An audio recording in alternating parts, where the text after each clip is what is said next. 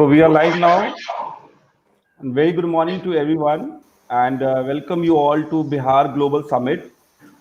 I am Abhishek. I am Secretary General of Bihar Entrepreneur Association, and we are working to connect to this summit. We are working to connect the Bihari diaspora globally, and because of this, we have reached to several embassies. Thanks to Ministry of External Affairs, the Protector of Immigrants, Bihar and Jharkhand. She helps us a lot.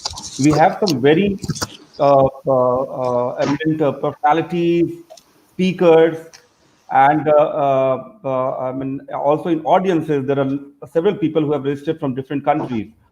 Uh, we have with us, I will just read out the schedule.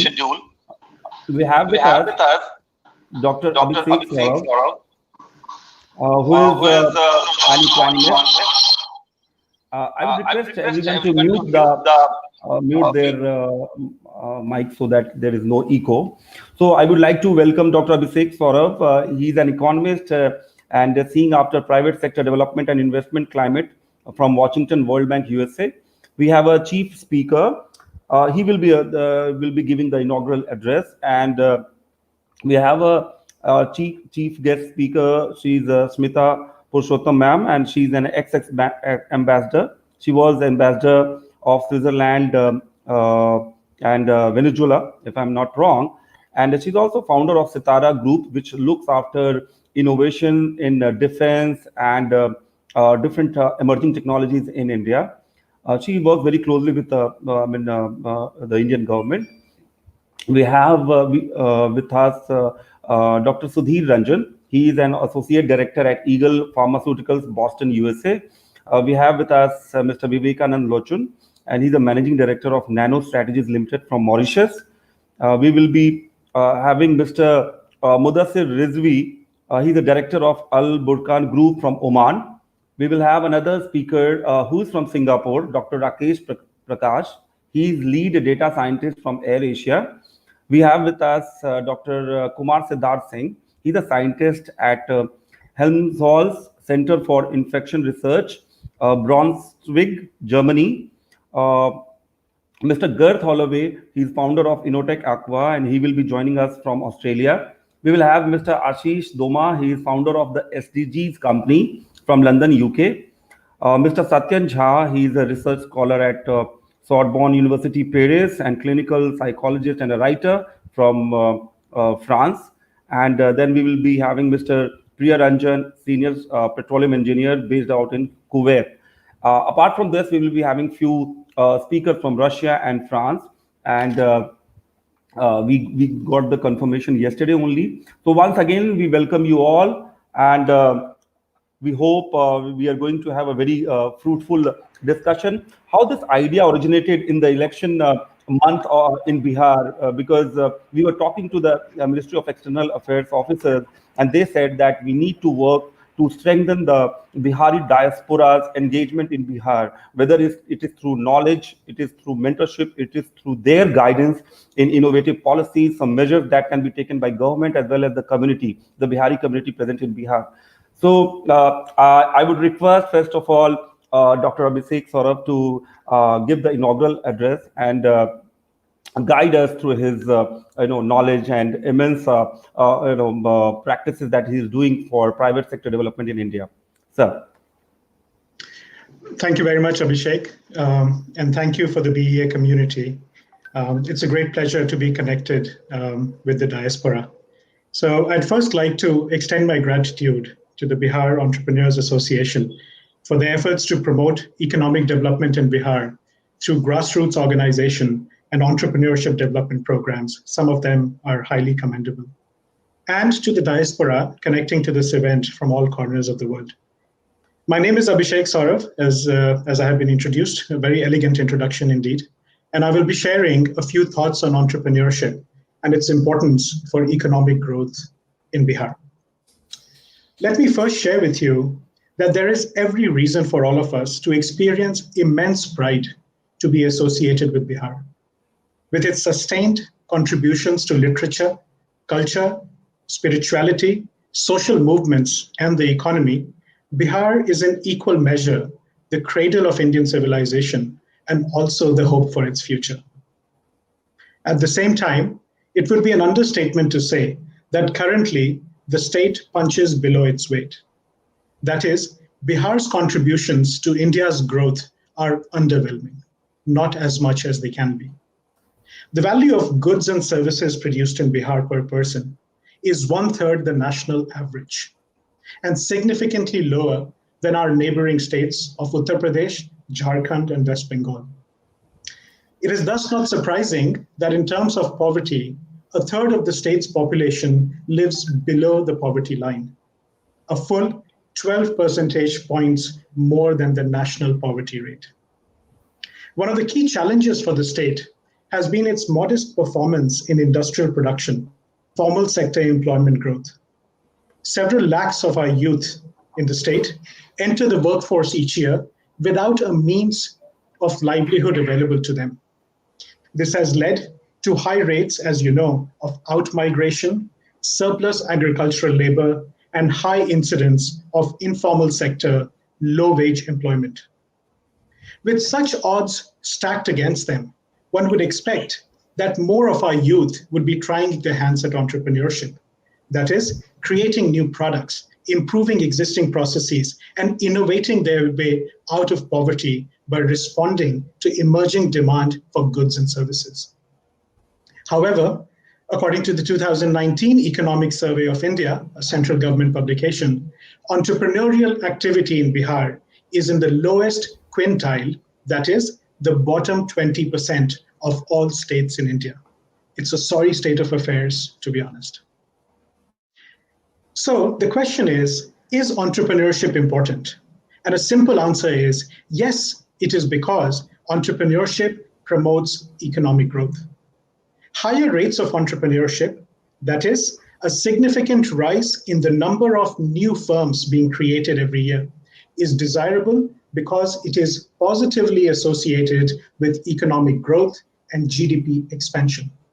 A 10% rise in entrepreneurial activity results in nearly 2% increase in GDP growth.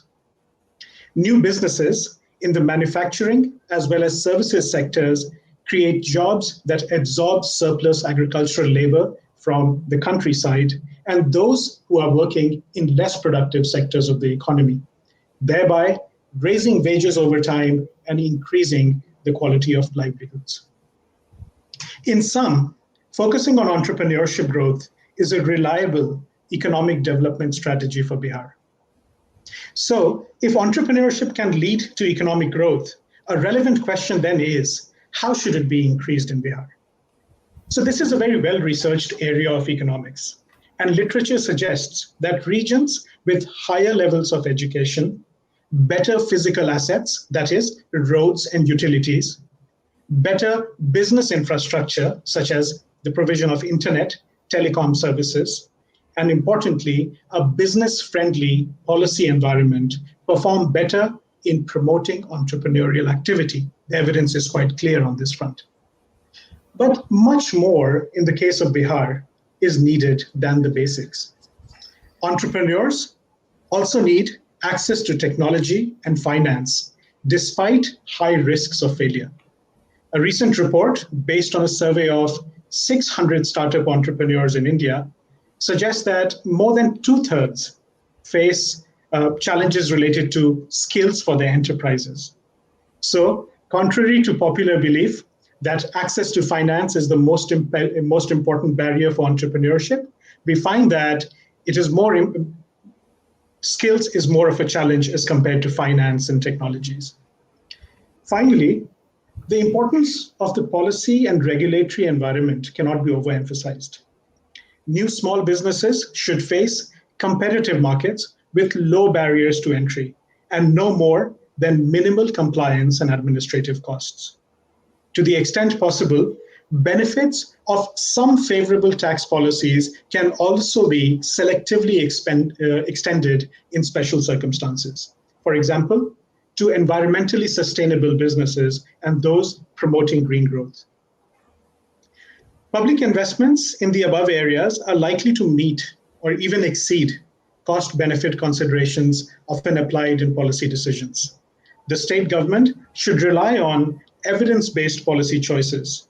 There is no other way, such as earmarking budgeted state government funds or sloganeering, that is likely to have any significant effect on entrepreneurial activity. I'm also happy to note that all these factors that I have just mentioned are within the control of policymakers. That is, the provision of education, provision of infrastructure, the design of the policy environment for entrepreneurs are primarily in control of the government, and it's in the government's responsibility. Since I have just placed the responsibility on the government's shoulder, let me also offer a roadmap for public policy priorities. I have 4 recommendations. Number 1, strengthen the startup ecosystem in the state, including tangible improvements in physical and learning infrastructure. What I'm simply saying is invest in this growth strategy now for economic returns in the future.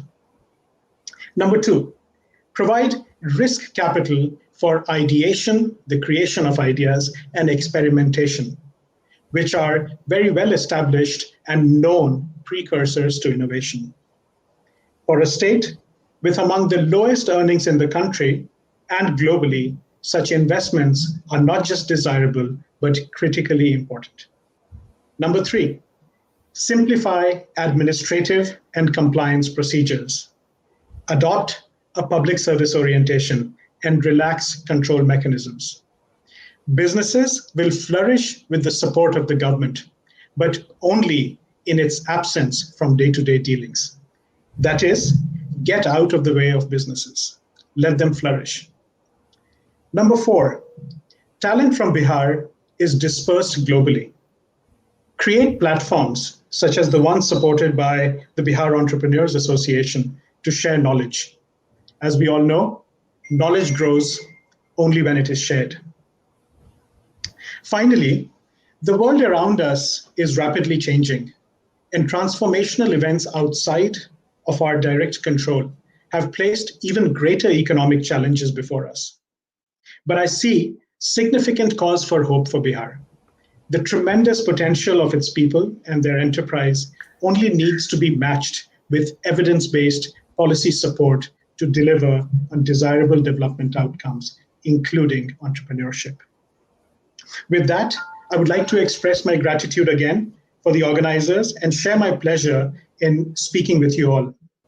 Friends, I think I can call you that. This has been a great experience for me, and thank you for your attention. Abhishek, over to you again.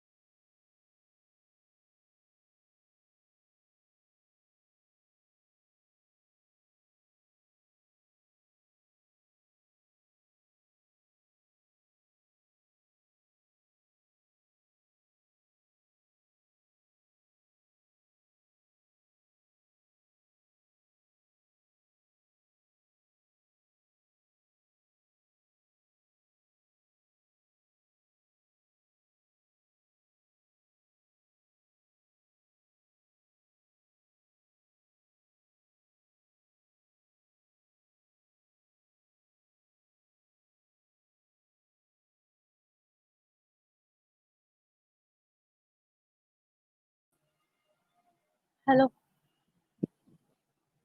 hello everyone. Thank you, Abhishek sir, for your wonderful words. Now, I would like to call our chief guest of this event, that is Srimati Smita Purushottam, ma'am. She is an ex-ambassador, ex-IFS, and also a founder of Sitara. She's from India. Please, ma'am, say a few words, few lines uh, regarding our topic.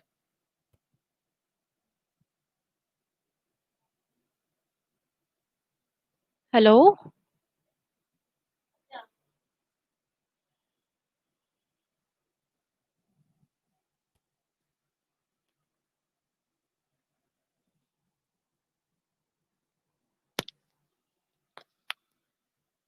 Hello, ma'am. Can you hear me? Am I audible to you all?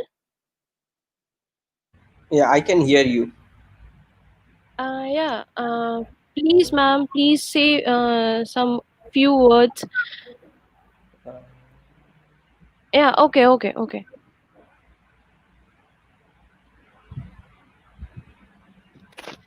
Yeah. Actually, you are not audible.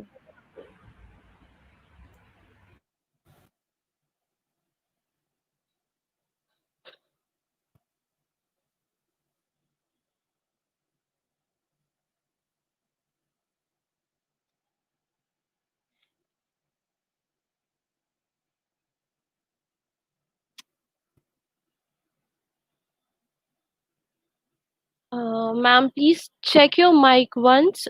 Is it on?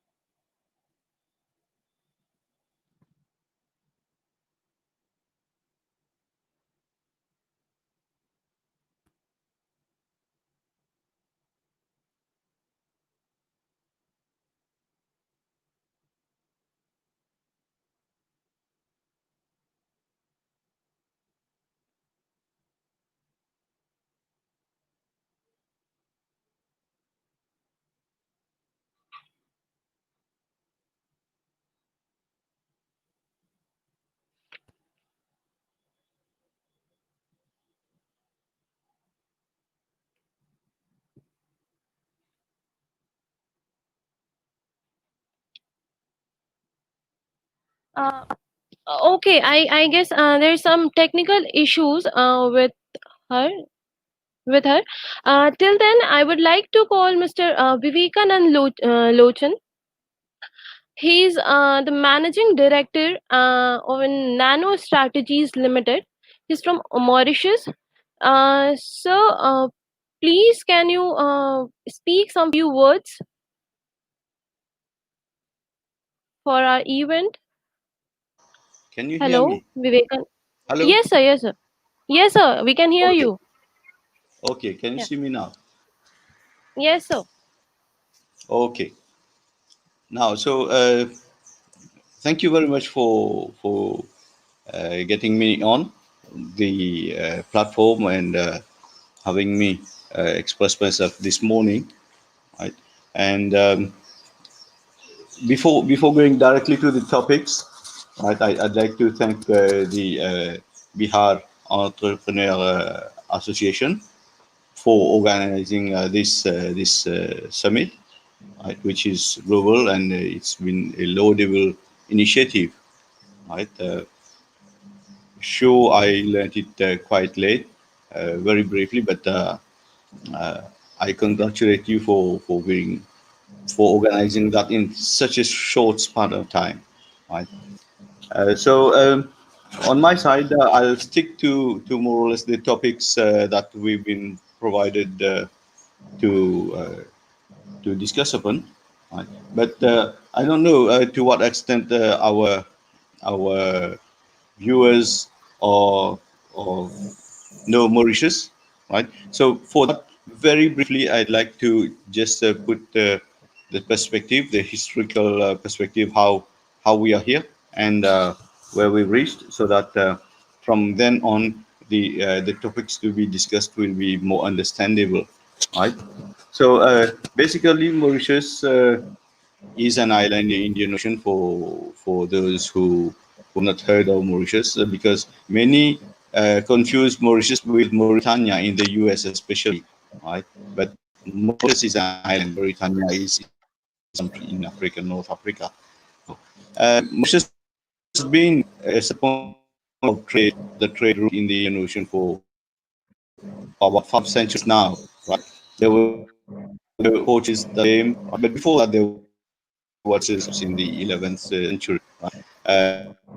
But speaking about 15th century, the Portuguese who left, the Dutch came, left, and the island was left on itself until the French came. French came around in 580-10, right?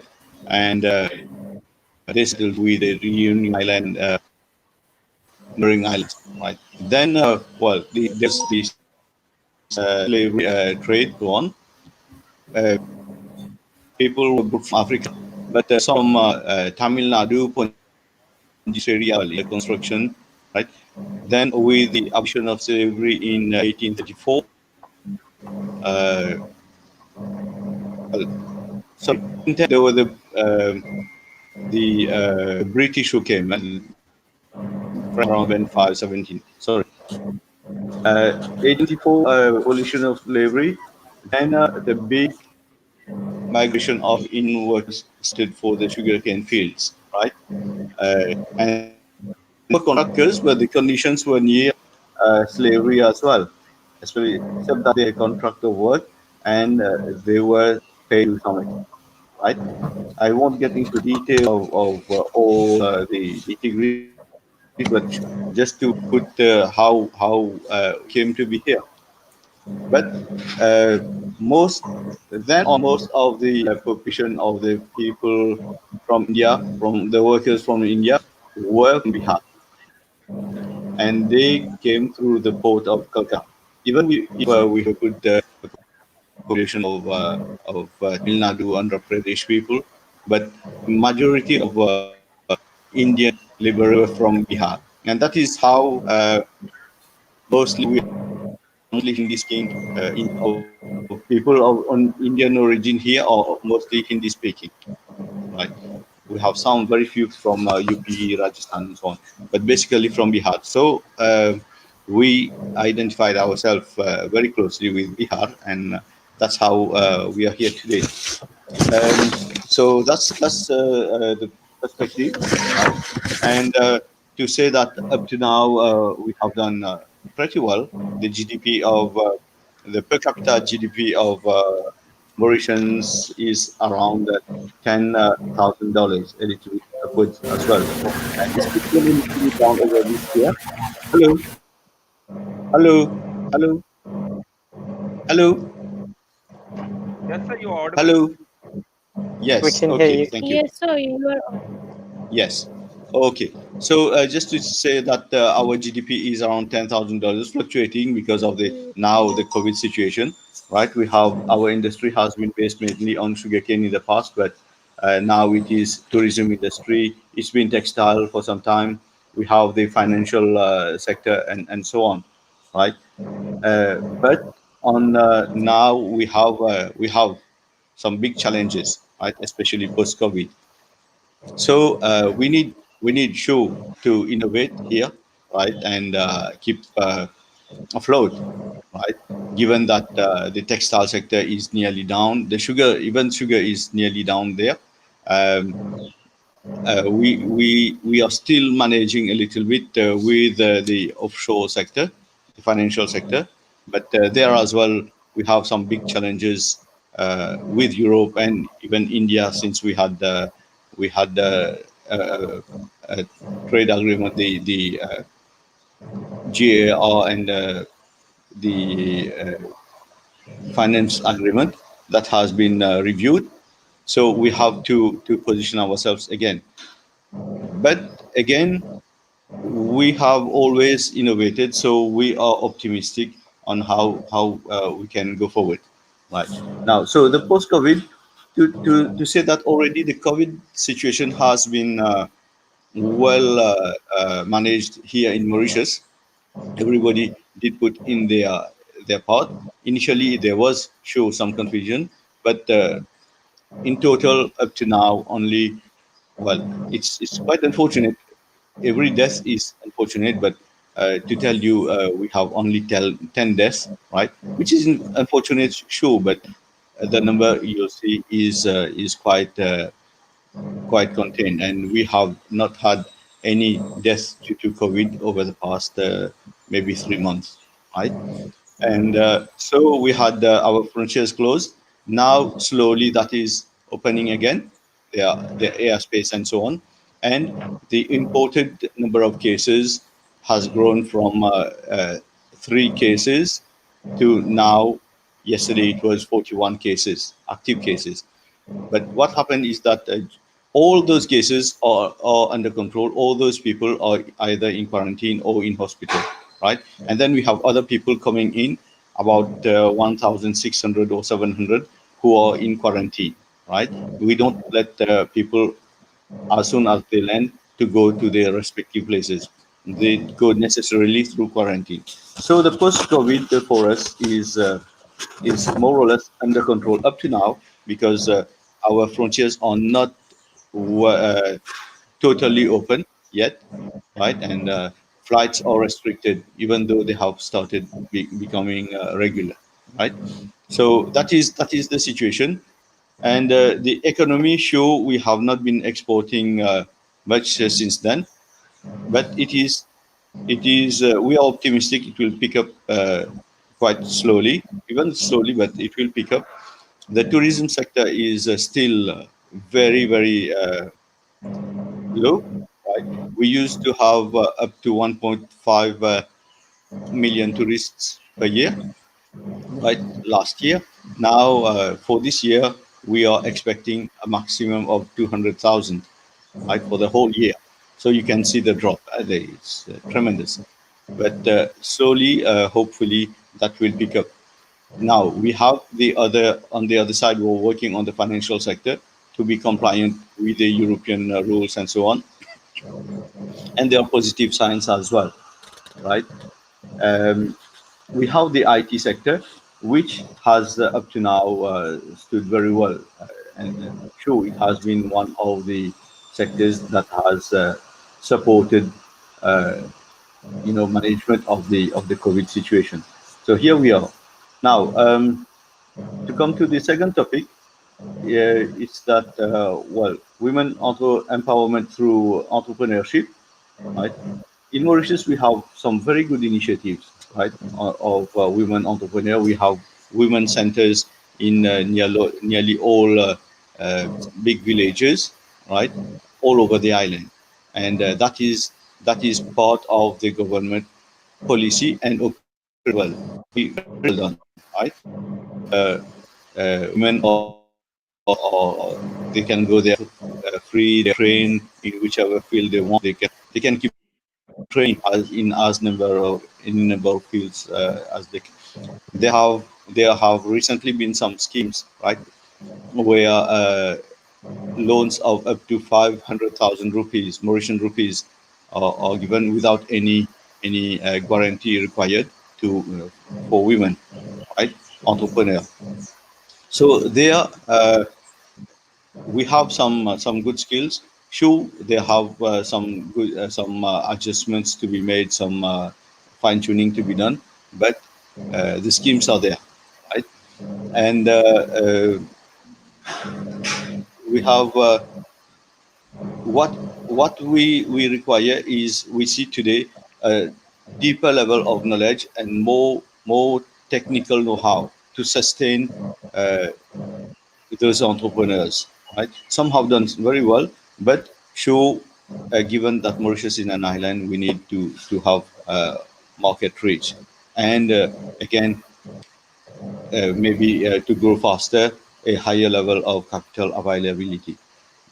But again, I believe we think that for women it is still this self confidence is still an issue. So that will have to be addressed here in Mauritius, right? And show the some way to get through is for through collaborative development. Now what we speak, we can see when we talk, we see people in Bihar speaking in India very confident. I believe that collaboration at this level can help get things through, right? And what is good uh, is that we have a big population in Bihar, right?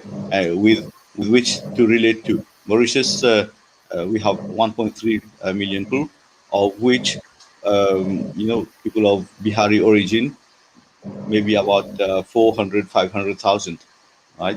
And there we have some challenges, right?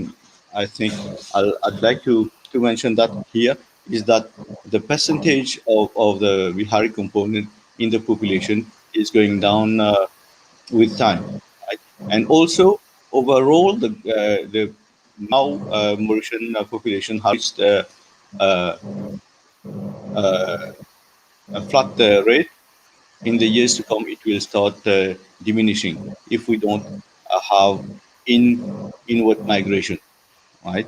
So there might be some opportunities. I might talk to you about that uh, just a little bit afterwards. Right now, coming on the economy aftermath, is that definitely for Mauritius as well, like for the rest of the world, and I guess on your side as well, because India on your side, things are very hot still there. But for us, COVID has changed the world, and for us as well, we don't think that there is any going back to the uh, previous normal, right? What we have to deal with is the new normal, right? And with that there is the climate change situation that and combine these two, that these makes things very complicated, and Mauritius is particularly severely affected with the climate change because again we are a small island in the Indian Ocean. So these combinations make things very challenging, and traveling show is for us is very risky there.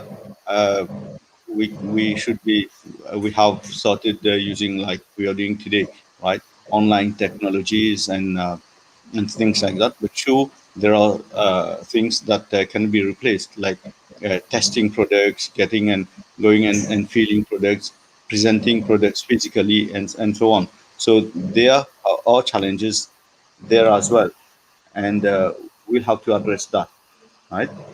And so that has an adverse if impact on business, right, and cultural exchange, because we've been having people from Bihar, from other parts of India, but especially for us, we have been having people from Bihar come to Mauritius doing cultural presentations in the past. That this year that didn't happen, right? Especially we used to have that around the independence time in March and Diwali time around this year, around this time of the year, October, November. So that is not happening. Maybe again some online virtual presentations or big screen presentations virtually uh, might be part of the solution, even though that might not be the ideal thing, right?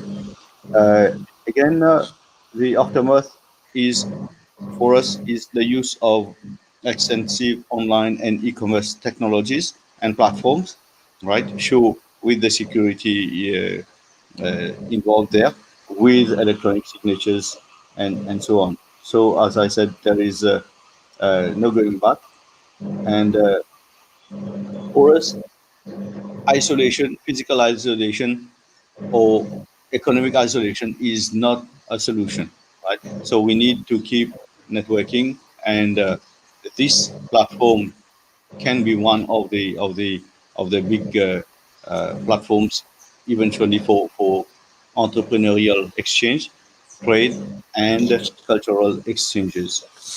Right. So that is about the economy aftermath. Now, about possible solutions and opportunities, strategies for stakeholders and government.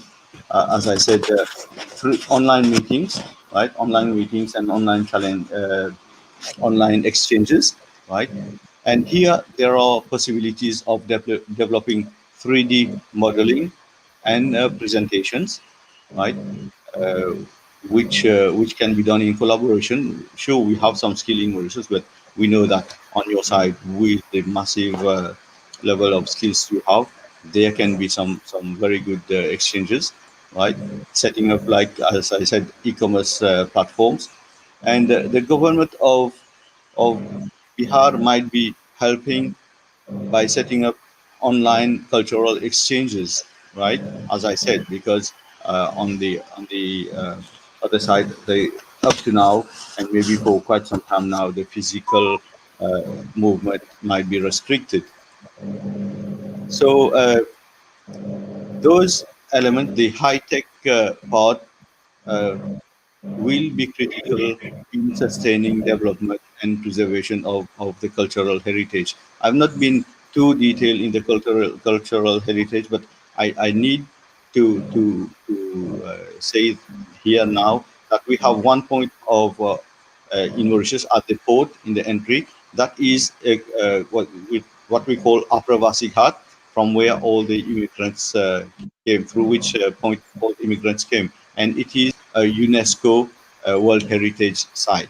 So these elements, they are here now physically, but sure, we need to move more on the socio-economic progress and strengthening of ties at international level through platforms like what we have today, right?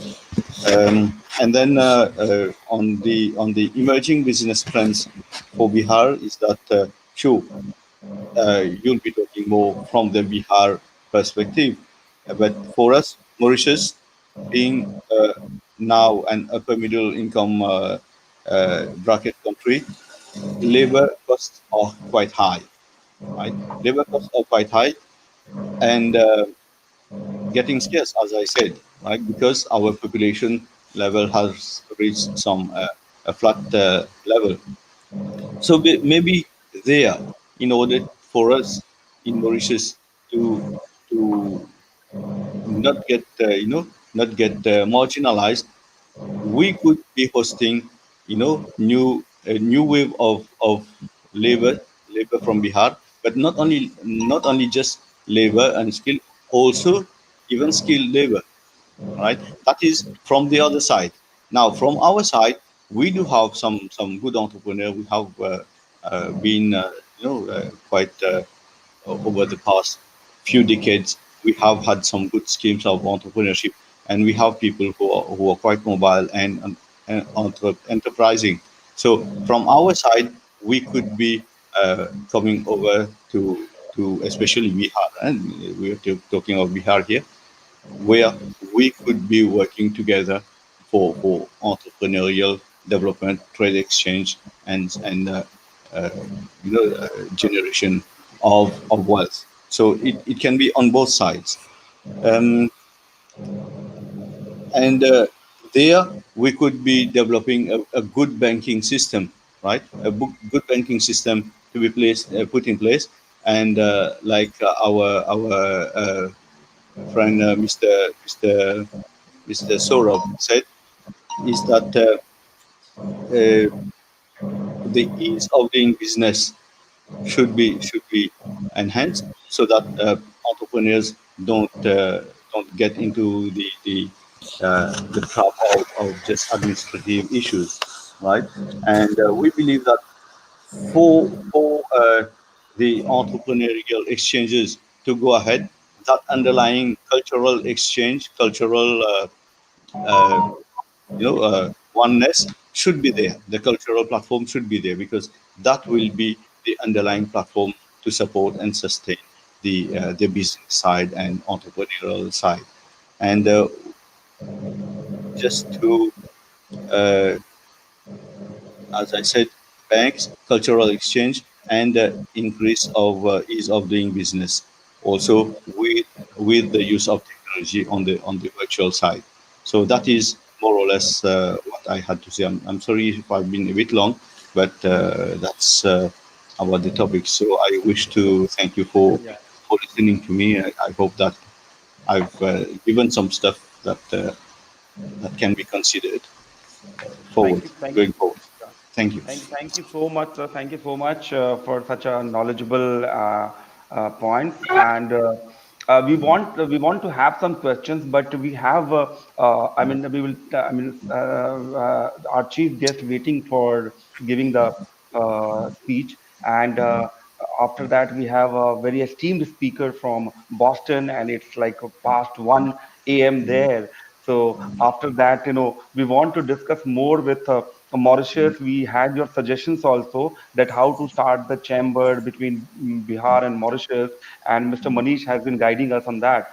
So after Yes. both the speakers, we will have the questions. So now I will Okay. request our chief guest,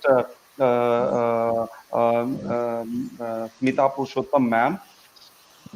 She was ambassador to Switzerland and Vietnam, and she is I'm sorry. She has been guiding us, and she has been on our advisory board. She is also founder of Sitara, a very high esteemed group of experts from emerging technologies from defense sector, and they work with some of the top decision makers for India. And she agreed to be here and guide us more on connecting to all the Bihari diaspora and building a stronger Bihar. I will again welcome ma'am, and I will request you to to give your esteemed speech, ma'am. Thank you, Abhishek ji. Thank you for your kind words. It is a great honor for me to be associated with Bihar Entrepreneurs Association for the last 3 years. You're doing fantastic work, and I'm so proud that you have stayed behind in Bihar and you're helping the young people there. I'm also very honored to be on such a distinguished panel and share the platform with speakers like the previous Sri Lochun. Yes, the Bihari community in Mauritius has integrated well and contributed to progress, and I hope you can build further bridges. And I really appreciated the suggestions he made because international collaboration is absolutely essential for Bihar to go forward. Having said that, I can vouch for the fact that Biharis are very talented, hardworking, and appreciated, and they have made the mark everywhere. In my own foreign service, we've had at least two foreign secretaries I can remember, Ambassador Shyam Saran, Ambassador Muchkund Dubey, and if I may say, even my late father, he was a luminary in the Indian Foreign Service. My grandfather was a leader in the independence movement. He left independence after Sardar Patel's death. He left politics, sorry, after Sardar Patel's death. So a Super 30 has been born in Bihar and given so much inspiration and encouragement. I myself had been invited to the Bihar Public Service Commission for some interviews, and the kind of talent and intelligence and dedication, idealism I saw there gave me great hope for Bihar's future. Now, India is faced with enormous challenges, and I think in a way Bihar is at the epicenter because China has gone ahead so fast and so far ahead on the basis of science and technology. Unless we emphasize that in our national politics and policy making, we are not ever going to come anywhere near facing that challenge because today I think China has been emboldened to attack India in June because it's so far ahead and so confident of itself. India must recognize the salience of science and technology in its development paradigm. Uh, so I strongly feel that Bihar, which is closer to China, closer to Nepal, can play a pivotal role. And BEA, I hope to work with you further on this and take this forward in a concrete manner and play a pivotal role in this. It can be done. There is enormous talent in Bihar. It has contributed everywhere. There's also a reverse flow. I mean, apart from Super 30, there is Manas Bihari Verma ji, who was the project director for the flagship jet fighter program, the LCA. He's gone back to Bihar and started several science and mobile clinics there. If I may say, the effort has to start with education. I agree it is mainly for the state government to do this, but perhaps PAA can help in this. Education has to be converted to vocational education. I'm saying this because I saw in Switzerland, whose education system is completely vocational education based, and they have become number one innovation power in the world. And this can be done really by mainstreaming vocational education in India. For example, the Udaipur saris, the textiles industry in Bihar is so beautiful, not very well known, a little technological peak, little more application of new technologies, e-com or IT could perhaps help to propagate Bihar's products and also peak them technologically so that it could become world-beating sector. Now, there's one tiny company in Switzerland in industrial textiles which commands 60% of the world market just because they've applied a little R&D to textiles. So perhaps that could be one area of focus. Other obvious areas are, of course, agriculture, fisheries, forestation. But I was quite sad when I visited Bihar to find that there was a lot of deforestation. The water flow in the Ganges has decreased. So again, here state intervention is required, and I don't know if EA can do anything about it. But I know that you have already nurtured many startups in this area. So obviously, there is still a lot of potential and scope. And Sri Lochan from Mauritius has also extended a lot of help in this direction and ideas. One obvious area is tourism. And I don't know why we haven't really come to the top number one in India tourism. I was in China for 3 years and I saw in Zhuhai, the special economic zone, they rebuilt the imperial palace there. India, Bihar, which was the epicenter of the only two ancient empires of India. Why can't we rebuild Patliputra, make it a huge tourism center, develop the existing centers? We have such a syncretic culture. The Buddhist circuit, Jain circuit, the Hindu circuit, all this, the Sikh circuit. We have so many, the Sufi circuit. We have so many religions coexisting happily in Bihar, and that is the basis, of the strength of the ancient empires. So I would re-emphasize the need for unity in Bihar and in India, take our country and our state forward. Um, about Patliputra, this is a bit of a bee in my bonnet. I think that it could lead to a huge resurgence of artisanal skills, of giving a huge stimulus to the economy, restore Bihari pride, and remind us of the good aspects of our ancient traditions. So, as you know, Kautilya also was from Bihar. I mean, all these are in a way cliches, but I'm seriously, we should be more proud of this and more aware and rejuvenate these ideas. Um, I think the next would be to go to high-tech manufacturing, and I hope that you are generating some startups in this area, whether they are technology-based, e-com platform-based. Perhaps the next big idea will come from Bihar because Bihar is sincerely have some of the best brains in India and therefore in the world because Indians are contributing enormously to the development of industry. Just recently, I got a report from an American think tank, and it seems Indians are the biggest contributor to the semiconductor industry. Indian engineers fleeing India. We need to recreate those conditions in India in which Indians are proud and stay in India and do this and stay in Bihar. So, in conclusion, I wish to thank Sri Abhishek Kumar. You are an incredible person. You have stayed in Bihar. You are giving hope to the aspirations of the young. You are doing so much to build an entrepreneurship ecosystem. And I hope the state government and the central government, you see that the Adult Incubation Unit has come. I remember you were running from pillar to post to get that erected, that you have further successes in your endeavors. And please call on me for anything that I may be able to contribute to. And I'm really now, I hope that I can hear the other panelists also, although I have another engagement, unfortunately, at 11. But I will come back to this forum and I would like to work with you in any way possible. Thank you very much. Jai Hind.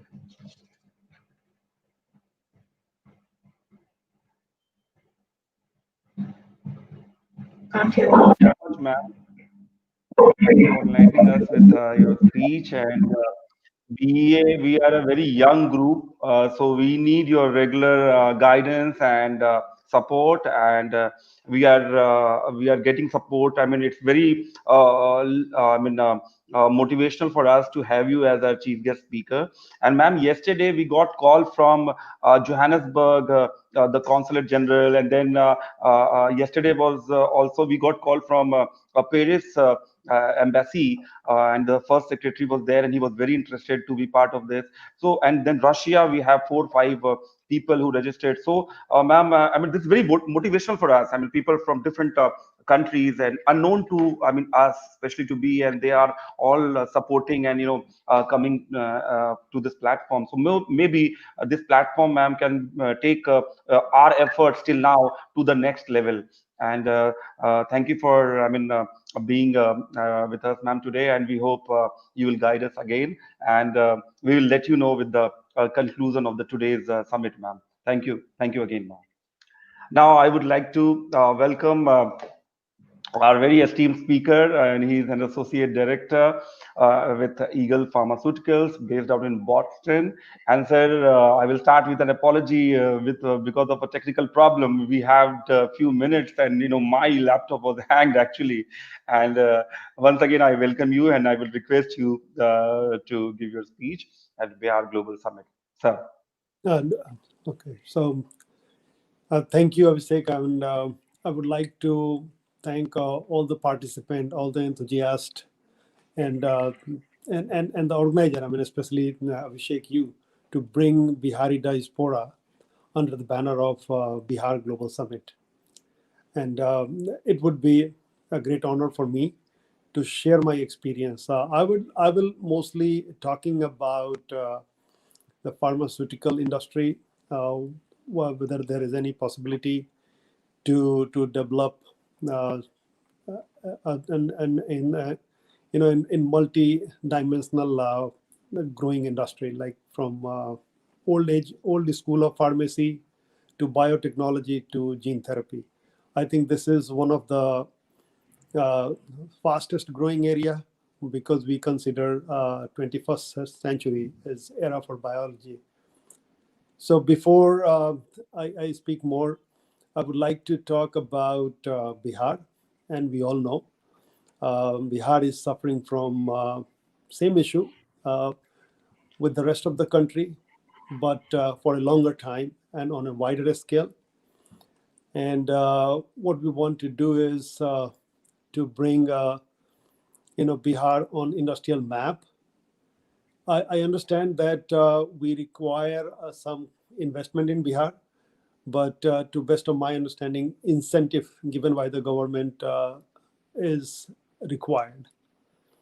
Though a state has identified several areas like agriculture, information technology, electronics, and textile, I believe pharma can also make inroad in Bihar's industrial map. So most importantly, what I'm planning to focus on discussing about pharmaceutical industry. I think it's a knowledge-driven industry. It's an innovation-driven industry. And starting a pharmaceutical company is one of the best options from my understanding. It involves multi-dimensional aspect like research and development, manufacturing, trading, distribution, and marketing. From my role, I'm mostly engaged in research and development, so I will focus more on that side as well. So what we generally need, like before anyone plan to set up pharmaceutical company, like they want to do manufacturing or marketing, it is recommended to have some prior experience in this area, and the person must have basic fundamental knowledge in the field of pharmaceutical industry. So if anyone interested, I think they can form a team, they can form a core group, so that we can start the process of drug manufacturing. I would like to give some brief introduction about how we do the drug development process. I think it's, as I said, it's knowledge driven. So we need to interact with a lot of academia or any high-tech institutes. I think Bihar offers two different high-tech institute. One is IIT Patna, another is the National Institute of Pharmaceutical Education and Research.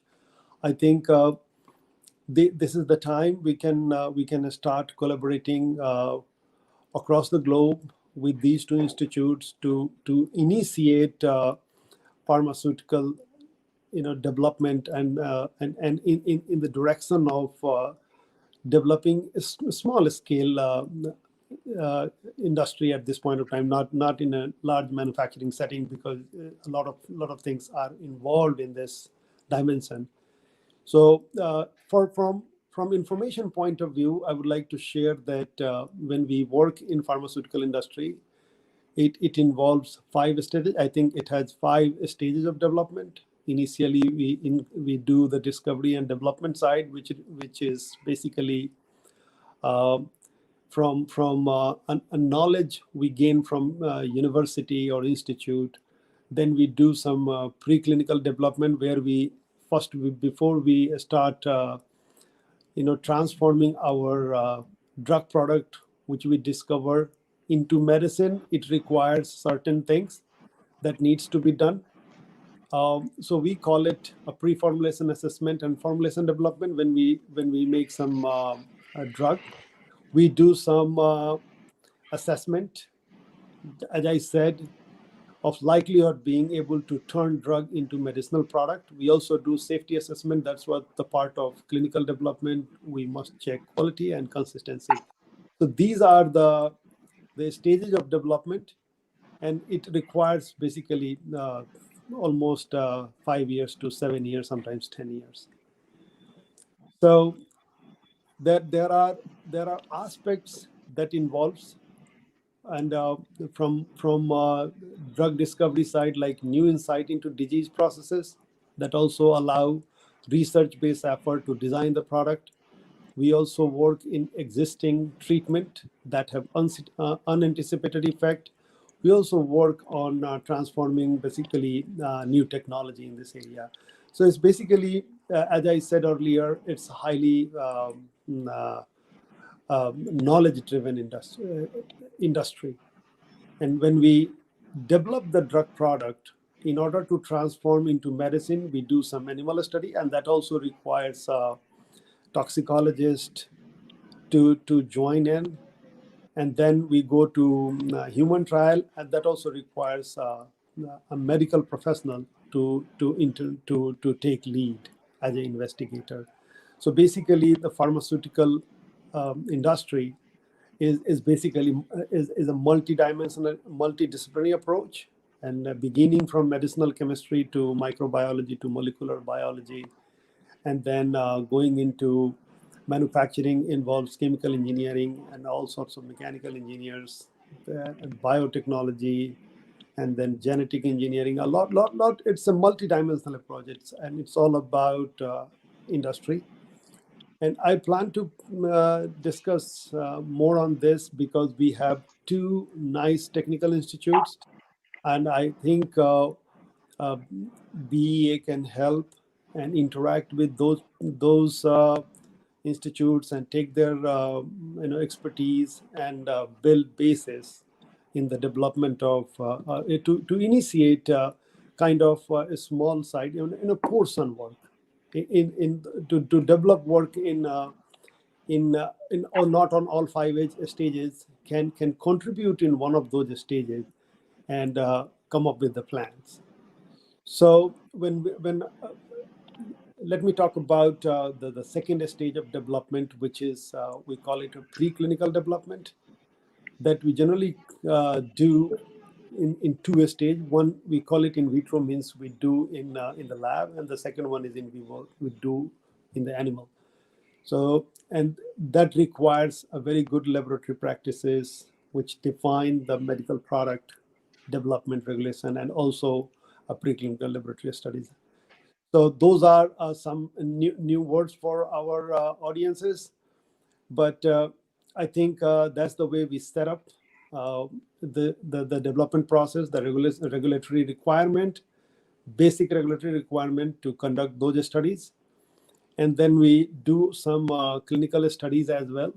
And that clinical study is a very separate industrial aspect. There are many companies that help to conduct clinical trials. I think Bihar also holds those possibilities to engage in clinical trials as well. And in this area, what we generally do is we answer very specific question related to the product we are developing. So these trials also follow a very specific study plan. In the name we call it protocol. And then what we generally gather is that we review the all prior information about drug to develop into the research questions and objectives. Generally, we work on involving participant, how long the study will go, and also the control groups. And that's how we also discuss about how the drug will be given to the patient and the dosage.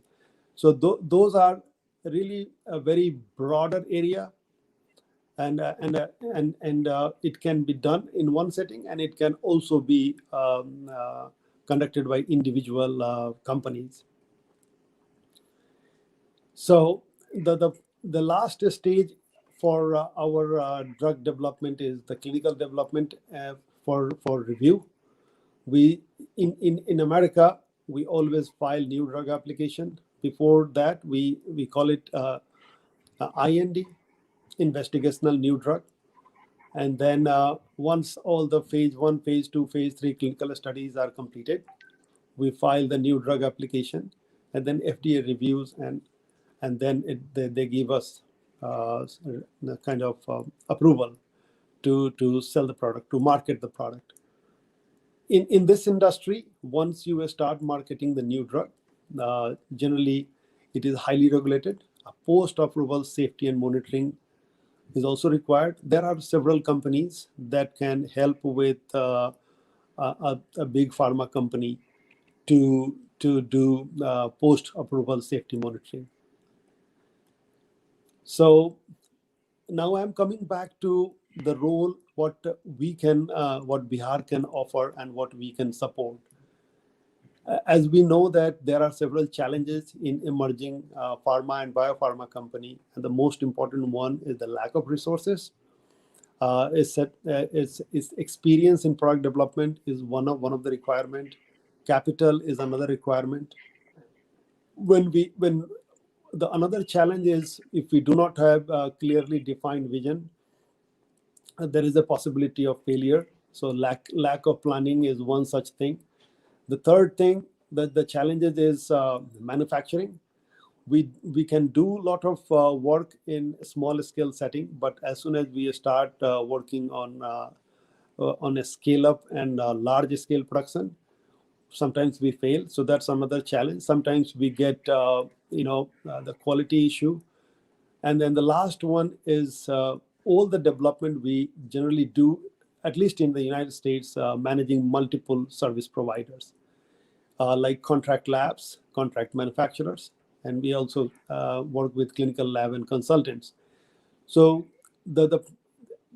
at present, India is mostly engaged in generic drug development, and most of the companies offer contract lab work, contract manufacturing, even clinical studies, and many individual acts as a consultant.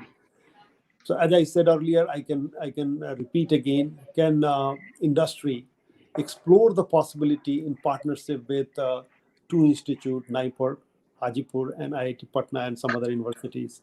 I think a great collaboration work is required. We need to reach out to the university and start building knowledge network, knowledge base that can further support our basically drug industry development, drug industry as a hub over there in any cities.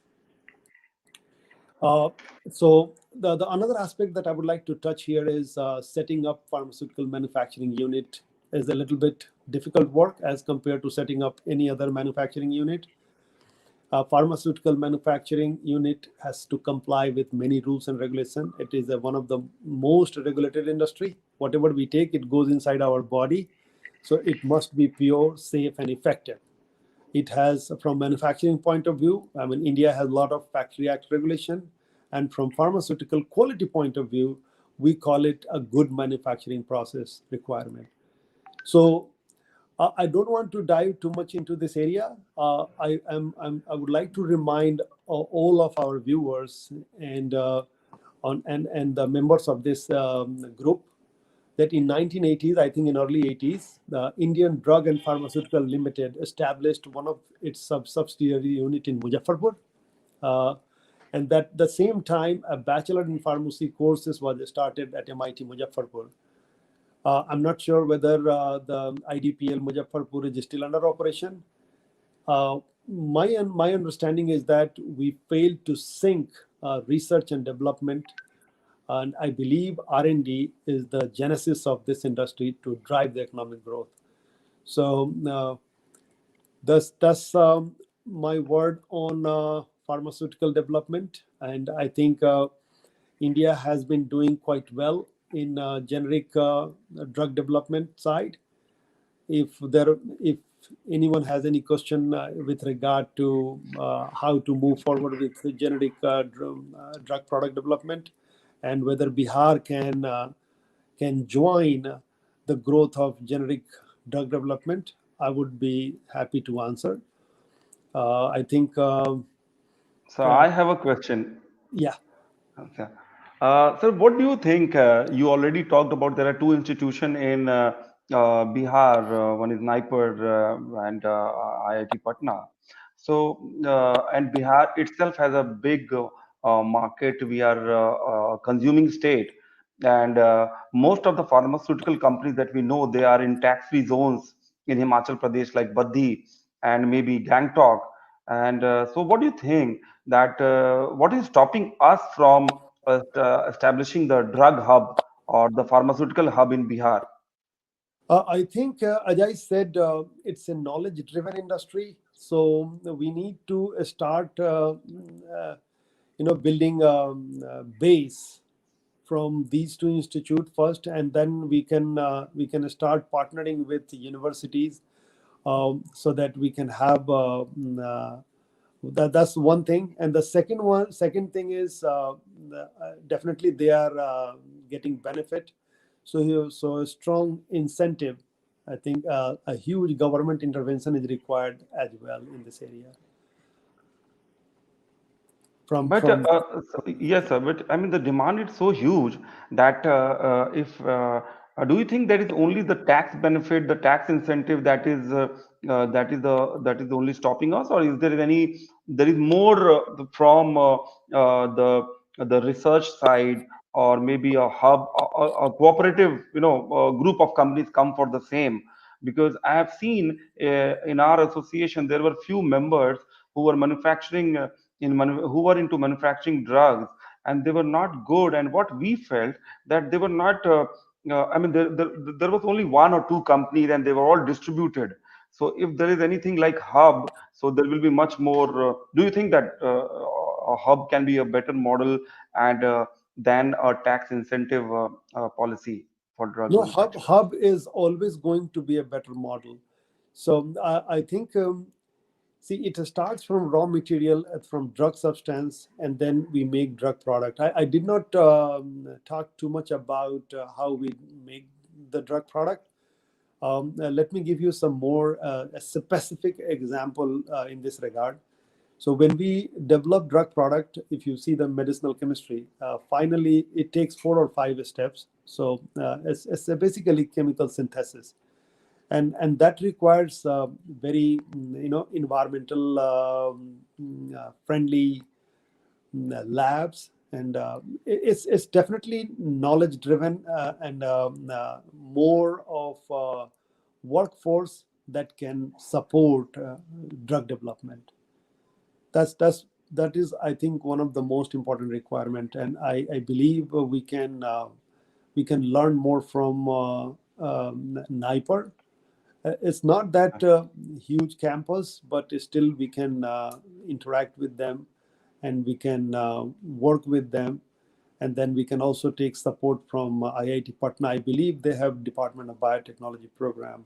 So I think we can, if we can reach out, we can start building base over there.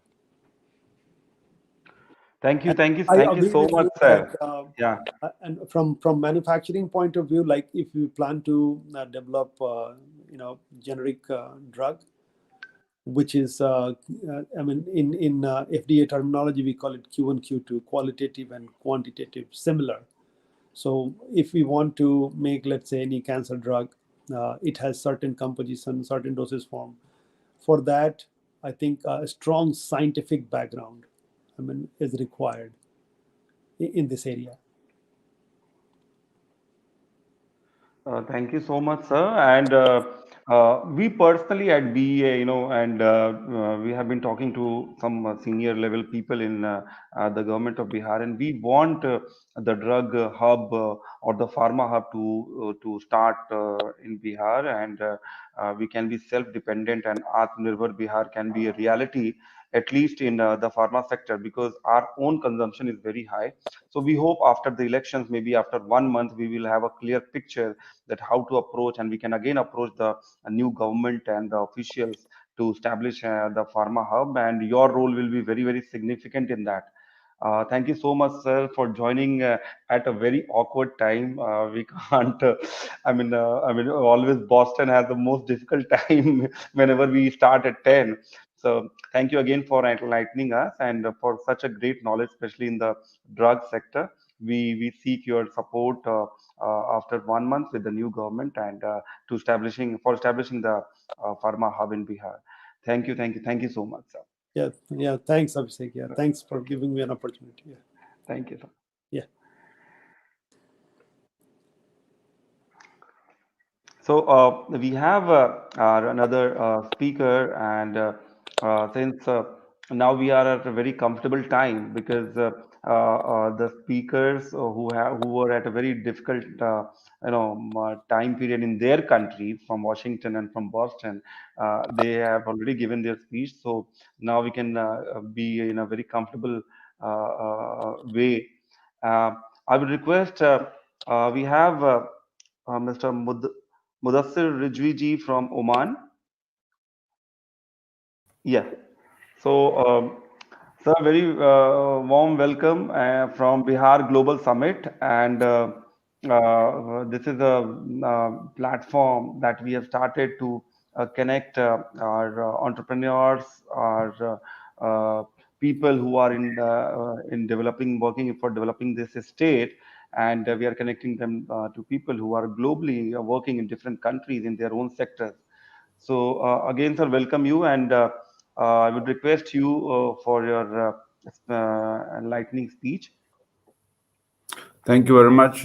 Indeed, it's a great pleasure to be part of this unique and global community, where we're trying to help each other, collaborate each other. And I appreciate and I thank Mr. Sachin Giri for inviting into this, and the full team behind this who are making this all different entrepreneurs and different businessmen together. See, myself, I am based in Oman, Muscat. We are a country basically in which mostly I remember the last session we had in which we were discussing the COVID effect on the countries and how technology would help the transformation. And of course, I personally feel really proud as one of the company holder in Oman who got benefit in terms of supporting this country. And we created this opportunity more than a benefit, that how can technology appreciate and create a vital role in coming out of this COVID. And still we are in the same format in which the COVID is still there. And the main thing which I see in the last 6 months and which helped us was more collaboration out of Oman. And of course, we have been working closely with a lot of Indian companies in creating value for Oman. So I have been personally last 20 years collaborating with large technology companies, and of course, for us, one of the transformation and diversification was healthcare.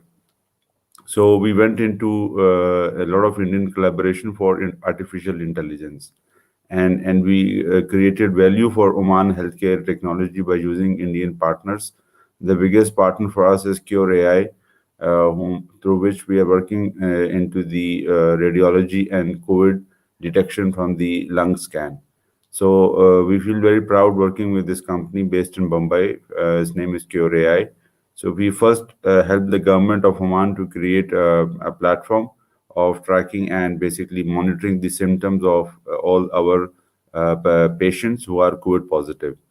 The second part, which now we are working with along with our Indian partner, is we are creating a whole, let's say, centralized solution for the scanning of your all the lungs X-rays and detection of early TB, and helping the government how this scan solution using AI can transform their basically areas of TB for the health workers coming from India, Pakistan, Bangladesh, because the most of the issues they have figured out is from these countries. So this is the next step which we have taken, was one of the diversification. The third, which as we're discussing the healthcare sector more, we went into again, let's say, a partnership model to create this COVID, the scanning and the testing solution. Again, with the partnership with the Indian companies, we brought up the first point of care COVID solution for Oman, and we are working with the remote borders and the remote areas where they wanted to have the testing. So this was another diversification, which I remember the last session which we had with few of the speakers. They were talking about how to sustain their business model and how to create new opportunities.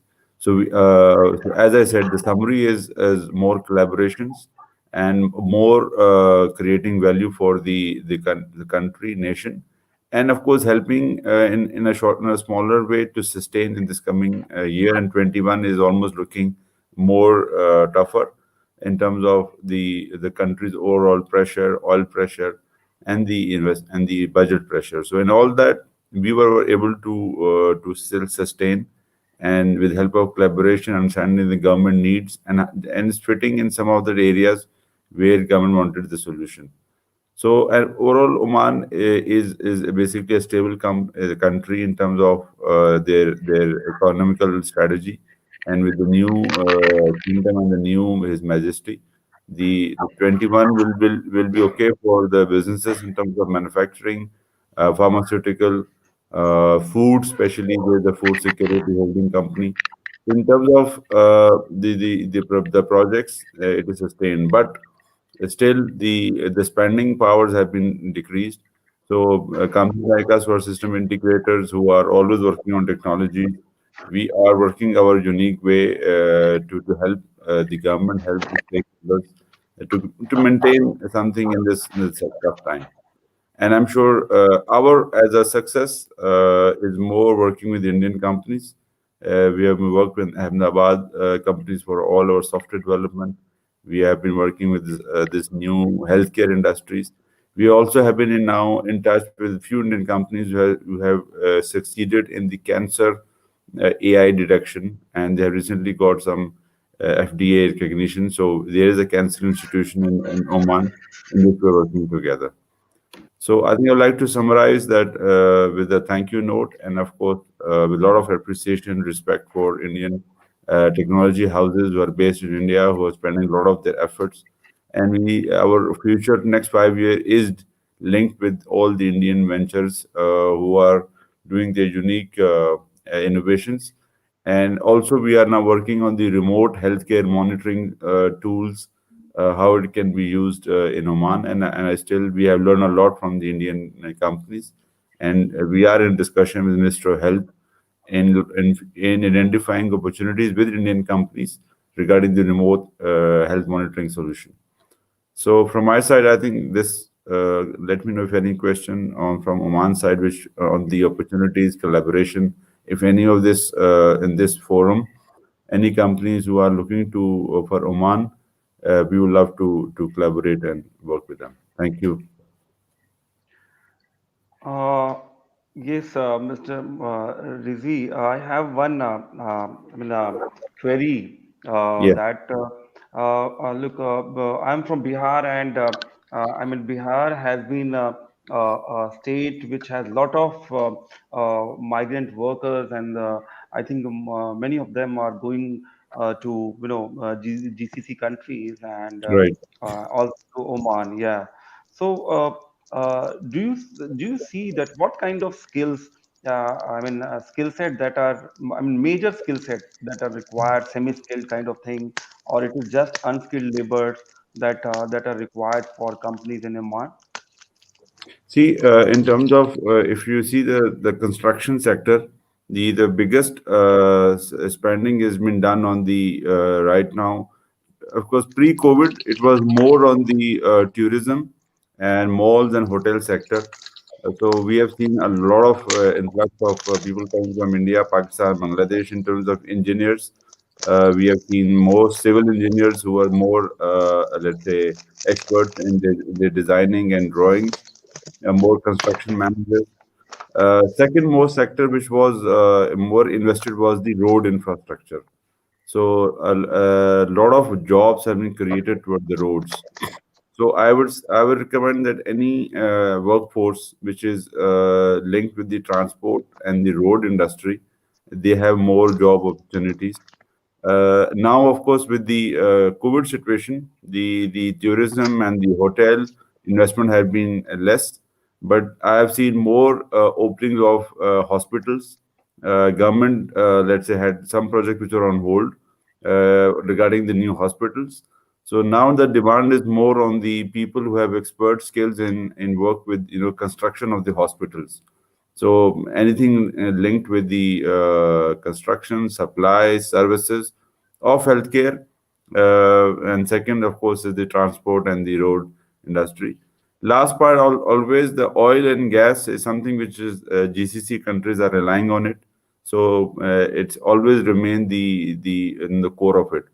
So, and we have seen a lot of members from India are still working in the oil industry in Oman, but that will remain continue for the coming years. But these are the three sectors: healthcare, road, logistics, and the third is the basically oil and gas. Okay, thank you so much for giving us this insight. We hope we work with you, and obviously Sachin is there, and because at BEA we see that Bihar has a lot of opportunities, especially in providing the workers, skilled and semi-skilled workers from our state to Oman, and I think your support will be required for that.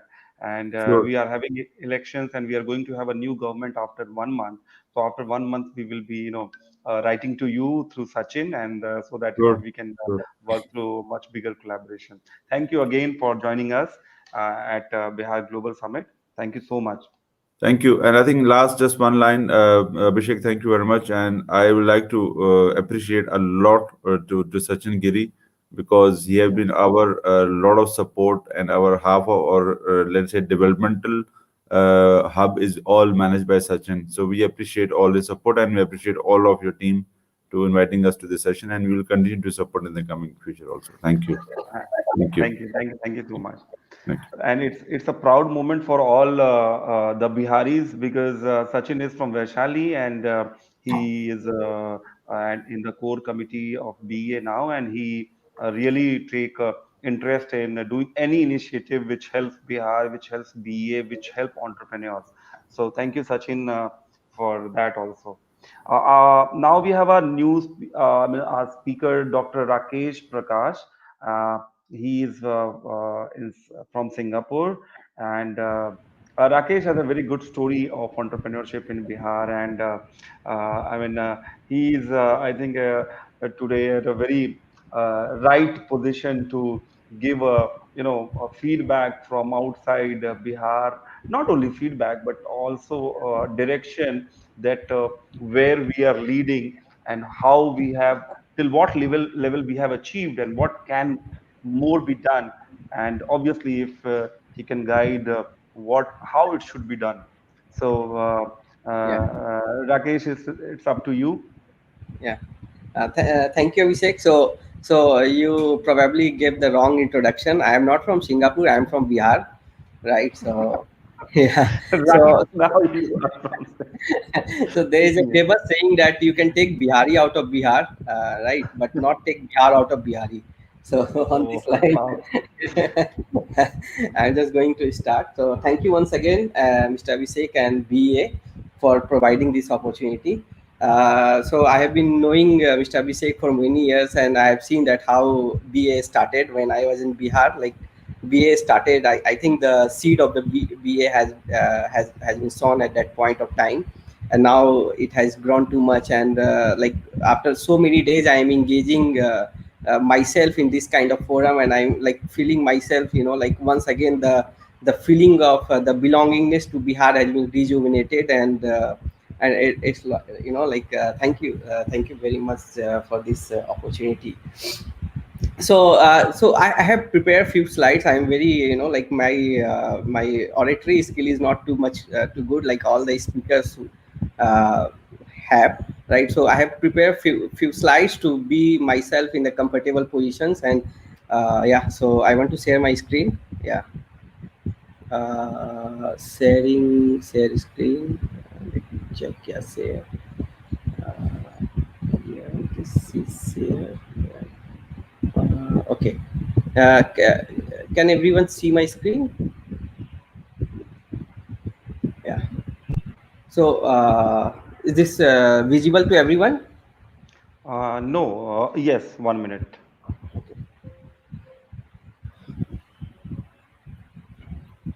Yes, now it's visible. Yeah. So today I'm going to talk on my perspective of edtech, right? You all will soon come to know that why I'm going to give talk on this topic. So my name is Rakesh Prakash, and I'm in PhD. So just sharing my brief journey, like I have graduated from IIT Roorkee in 2007, and then I went to work in IBM for 2 years, right? Then I went to US, Oklahoma State University, to do my PhD in operations research, but somehow I could not complete it, so I have to come back. Then I was in Patna from 2010 to 2014, right? And working, was an entrepreneur running my classes, online classes, my classes named Nirman classes. And then 2014, I came to Singapore to do my PhD again, which I left a few years back. I completed my PhD this time. Then I went to work on a company on SB, for the delivery business. Like I was working as a data scientist there. Then I work for Laminar Aviation Infotech, that is an aviation consultancy firm. And then currently I'm working for AirAsia in the role of lead data scientist, where I'm leading a group of data scientists who are working on advanced analytic solutions for the airline business, airline planning problems, as well as AirAsia, AirAsia is also now venturing into many spaces. Like it's not just an airline company now; it's venturing into a lot of business like health. You name any business like health, delivery, payments, and they are digitalizing, and they are building and they are claiming like, okay, the Asia next super app. So yeah, so I'm now. So this is my brief journey. The most exciting part of my journey is an entrepreneurship journey that I spent in Bihar, right? So like I just want to briefly share my journey of Bihar, my as an entrepreneur, right? So in 2010, like after spending like 6 months in US, I came back to Bihar. I had to come back because of some reason, and then the education was booming. there was not so much of coaching institutes in Bihar, so it was appealing to stay back in Bihar and like started on classes. So in 2010 we started along with our 3 friends a company, Colorful Education Private Limited, and we started with like 10 students. So this is our logo. This was our logo where only IITians teach, right? Is some of listeners from the audience side, who might be a student at that period, they might have seen this logo on some hoardings, or they might be aware, right? In 2011, so there's some, I was just sharing my important milestones of our journey of Nirman. So in 2011, we produced the state topper in CBSE, and then we also produced the best rank, that is 1026 in IIT, and our students count increased to 100 plus students. And at that year, in that year also, we launched statewide counseling for IIT JEE. So I'm just pasted some newspaper clips just to give the appeal that okay, I mean, we were doing quite well at that period of time. In 2013, there were some more milestones. We produced a state topper in NTSC. We had best rank 506 in IIT. We opened the second office. We had 300 plus students, and we launched first ever Bihar SAT preparation course. This is the clipping from that launching program, right? And but in 2014 we left, right? So yeah, so this happened. So I cannot I'm not a successful entrepreneur, so I cannot share the do's of entrepreneurship, but I can definitely share the don'ts of entrepreneurship. I mean, the don'ts that will definitely lead you to failure. The first don't, that is never give up. I mean, the moment you give up, you are failed, right? In the words of Sanjeev Vikchandani, who is the founder of Naukri.com, a business is not failed until it is shut down, and that is quite true. I mean, I realize now. Okay, I mean, sometimes I say with my friends and wife that okay, I should have stayed there, and I should have continued this for more years, right? Because initially there, you go up, go down. There are a lot of turmoil, but as time, I mean, if you're working hard, you start settling up. But sometimes your ambitions and sometimes your peer pressure, sometimes family pressure, because of so many reasons, your ambitions and your progress does not sync together, and you tend to give up. And this happened with us, this happened with me, and I feel that the biggest reason of the failure was because I gave up. Jack Ma also said sometimes that if you don't give up, you still have a chance. Giving up is the biggest failure. So never give up. The second don'ts should be that, like, don't allow the taste of success fool you in thinking you have arrived, right? The success can be in many terms. Like it can be happening. It can be possible that initially you start earning some money, right? And then it give you feel that okay, we are doing quite well. You stop innovating, you stop thinking. It can be like like a lot of media presence, right? The media is chasing after you because you are doing some good things. Like that happened with me. Like I started coming, into the our work started getting features, and that give us feel that okay, whatever we are doing well. And at some moment we felt that okay, even if we were growing, we stopped innovating, right? We thought that okay, now it's all set, right? So it should not happen, right? It should never just get swayed away by the initial money or initial taste of success. So this is the second don'ts. The third don'ts is always keep innovating, right? Always try to look at the market, what other your competitors are doing, what the other company, the global competitors are doing, right? The other businesses in your area are doing, right? Because it's like evolution. No business built in a day. It's always keep evolving, right? Take any company like Microsoft, right? If Microsoft could not have done the cloud business, they could have not today, right? What they are today, right? So like Charles Darwin once said, it is not the strongest of the species that survive, not the most intelligent, but the one most responsive to change. So you have to keep innovating. But I look back and think that, okay, uh, we stopped innovating, right? We didn't foresee that, okay, a new market opportunity in terms of edtech is coming up. We started with the, like, punchline that, okay, if the child is not learning the way they should be learned, change the learning, right? Change the learning style so that a child should learn, right? But later on, when we started getting students, we starting, getting some results, we stopped working on that part. We become quite complacent. So this is the, this is the third dawns of the business. So I think these three things are very important. And never give up, don't sweat by the easy money or easy taste of success, and always don't stop innovating. So now coming to the edtech opportunity, I feel that, okay, the edtech is growing, right? And the edtech is growing, and there are many, like, yeah, you can say, like, the indications that, okay, there's a huge opportunities lying over there. The first one is the online industry will be worth $2 billion by 2021. That is from the report of Google and KPMG. The second indication, the second is like, where the edtech, I mean, the opportunity lies is around 50% of the population is under 25 years age. That I have taken from the wiki. The third is like over 60 million internet users, second largest in the world. That is also from the, we have like 560 million internet users. Also I've taken from this wiki.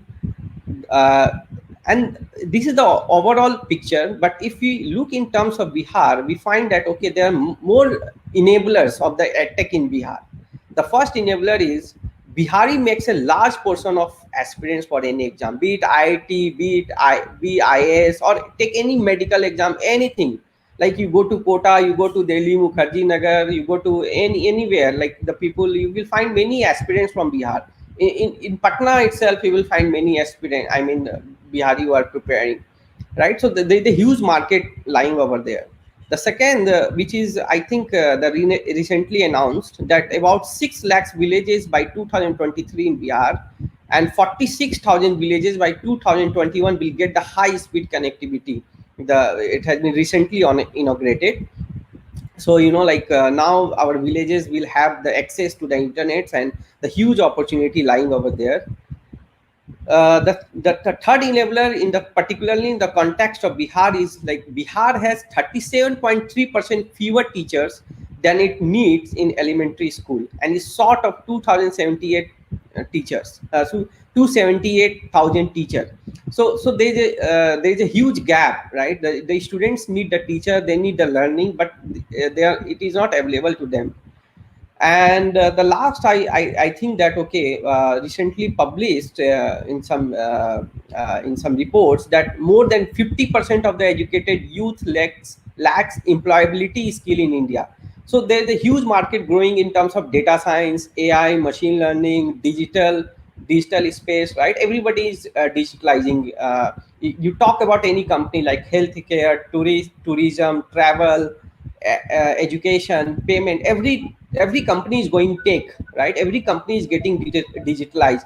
So we have a huge opportunity, like, to educate our youth in the areas where they lack the skills. And the many edtech company, and out of Bihar, I mean, there are many Bihari who dream of being part of that company. So we have a huge opportunity in Bihar to educate them, and using the means, using the platform offered by the edtech. So in terms of this enablers, there's a huge opportunity that can be exploited. So, but we have to answer a few questions. Like, if we want to start a company in terms of edtech space, like, we have to answer a few questions, right? These slides can be applicable to any generic area, generic business, but startup. But I prepared for the education. The first thing is, who are the founders, right? You have to answer who. If you don't have the technology experience, right, bring one on board. and if you don't have teaching experience, bring one on board. So simply trying to say that, okay, if let's say the set of 3 or 4 founders are going to start a company, they should have complementary skill set.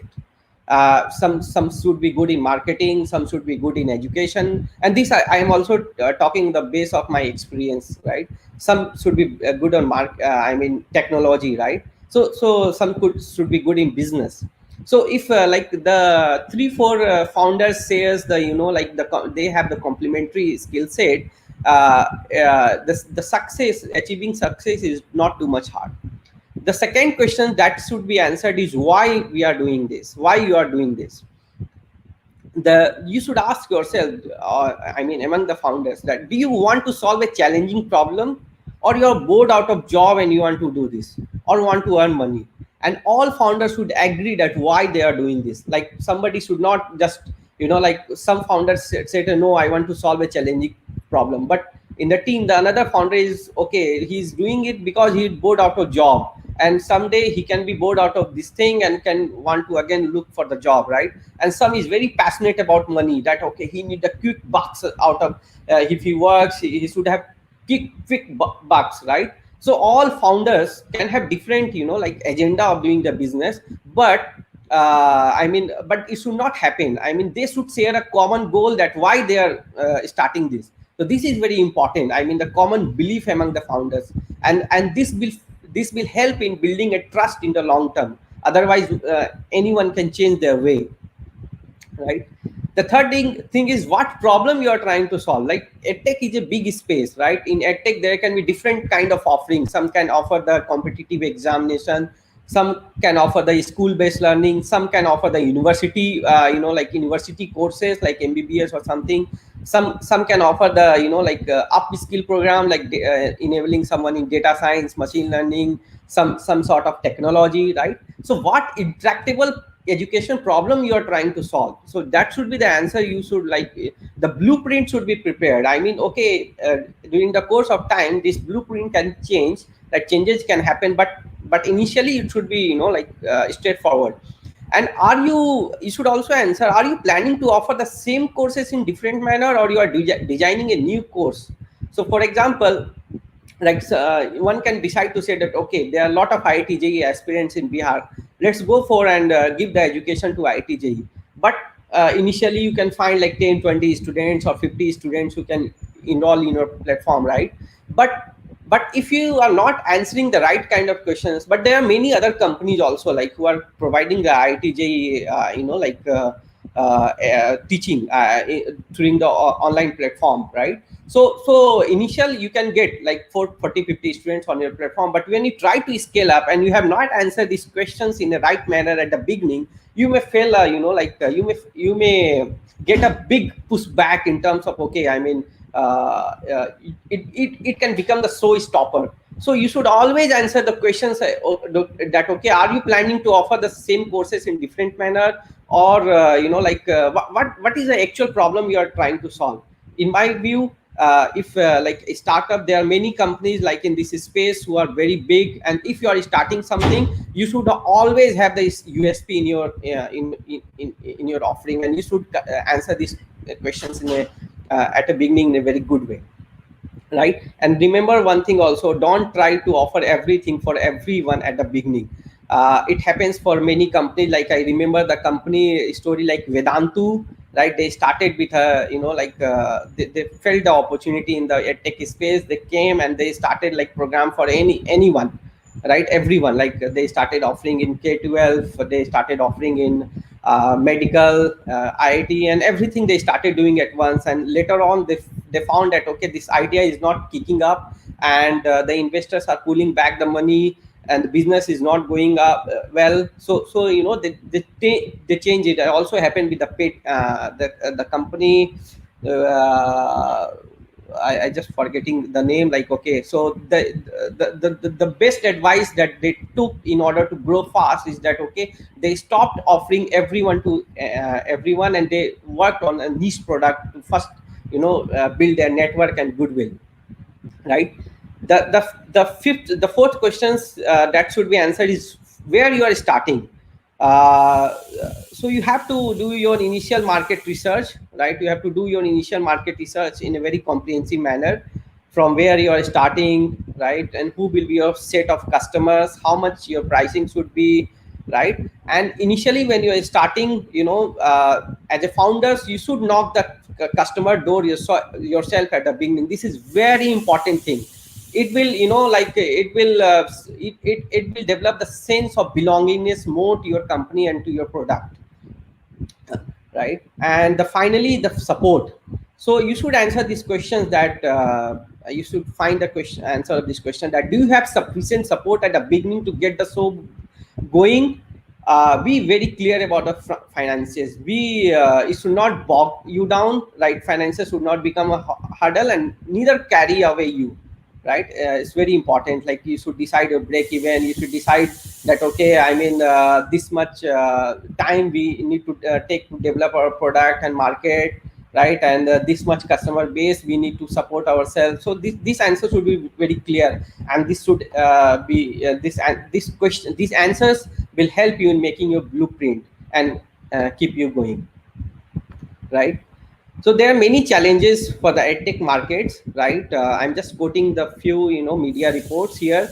The first thing is unsupporting home environments makes the transitions to online learning more difficult, right? You can see a girl sitting over here, and some parents are fighting, right? Across India, there have been many protests by students who are unable to cope with this new normal. This published in Indian Express. The clipping from the Economic Times. This sector, however, faces high drop-off rates, as many online courses are self-paced, wherein there are no points of engagement, which in turn result in lower completion rates. And then also, like, the lack of devices in the economy economically underprivileged classes. India's glaring digital divide and systematic inequity makes online education more challenging for a large number of students, particularly those from less affluent, one device or less families. Caste and gender are also seen to have an impact on access. Like, if you look around, like in Bihar, especially, like, where the affluency is not much high, or the, the parents, they don't, I mean, they are not much educated about this digital transformation which is happening. You can find, okay, in family of 2 or 3 kids, there is one device which is being shared. And also, I have come through some examples, like in this new online learning system, the performance of some very bright students has has come down because of this. They are not able to cope up this with this online learning. So these are the challenges that need to be addressed, but there are many success stories, and I think one can be of yours, right? So with this, I am just going to end my presentation. Thank you. Thank you, Rakesh. I'm trying to know, because Bihar is now acknowledged as a market for edtech companies, whether it is the big unicorns or the new unicorn in the making. Some of them are from BA. And what do you feel in the competition between the edtech startups in Bihar? I mean, what are the 2-3 criteria which are going to let them compete again? I mean, among others, how one can edtech startup, and there are 20 edtech startup or maybe 15 edtech startup working in Bihar. Correct. Yeah. Who is going to succeed? What are the 2-3 points in terms of technology, even? Okay, so what I feel like, okay, being from the data science domain, right, they should be knowing the technology, right, and how they are. One more request. I mean, if you can mix up some Hindi also, because some of them, some people will be more interested. Yeah. Okay. Sure. Yeah. So जैसा, like, मुझे ऐसा लगता है कि edtech company बनाने के लिए क्या क्या इंग्रेडिएंट चाहिए, right? The first thing should be your product, right? And the second thing should be your market, correct? So product के लिए what you need set of features, you need a software, right? And you need a infrastructure, right? and the design of the product should be quite engaging. मैं एक example देता हूँ, ठीक है?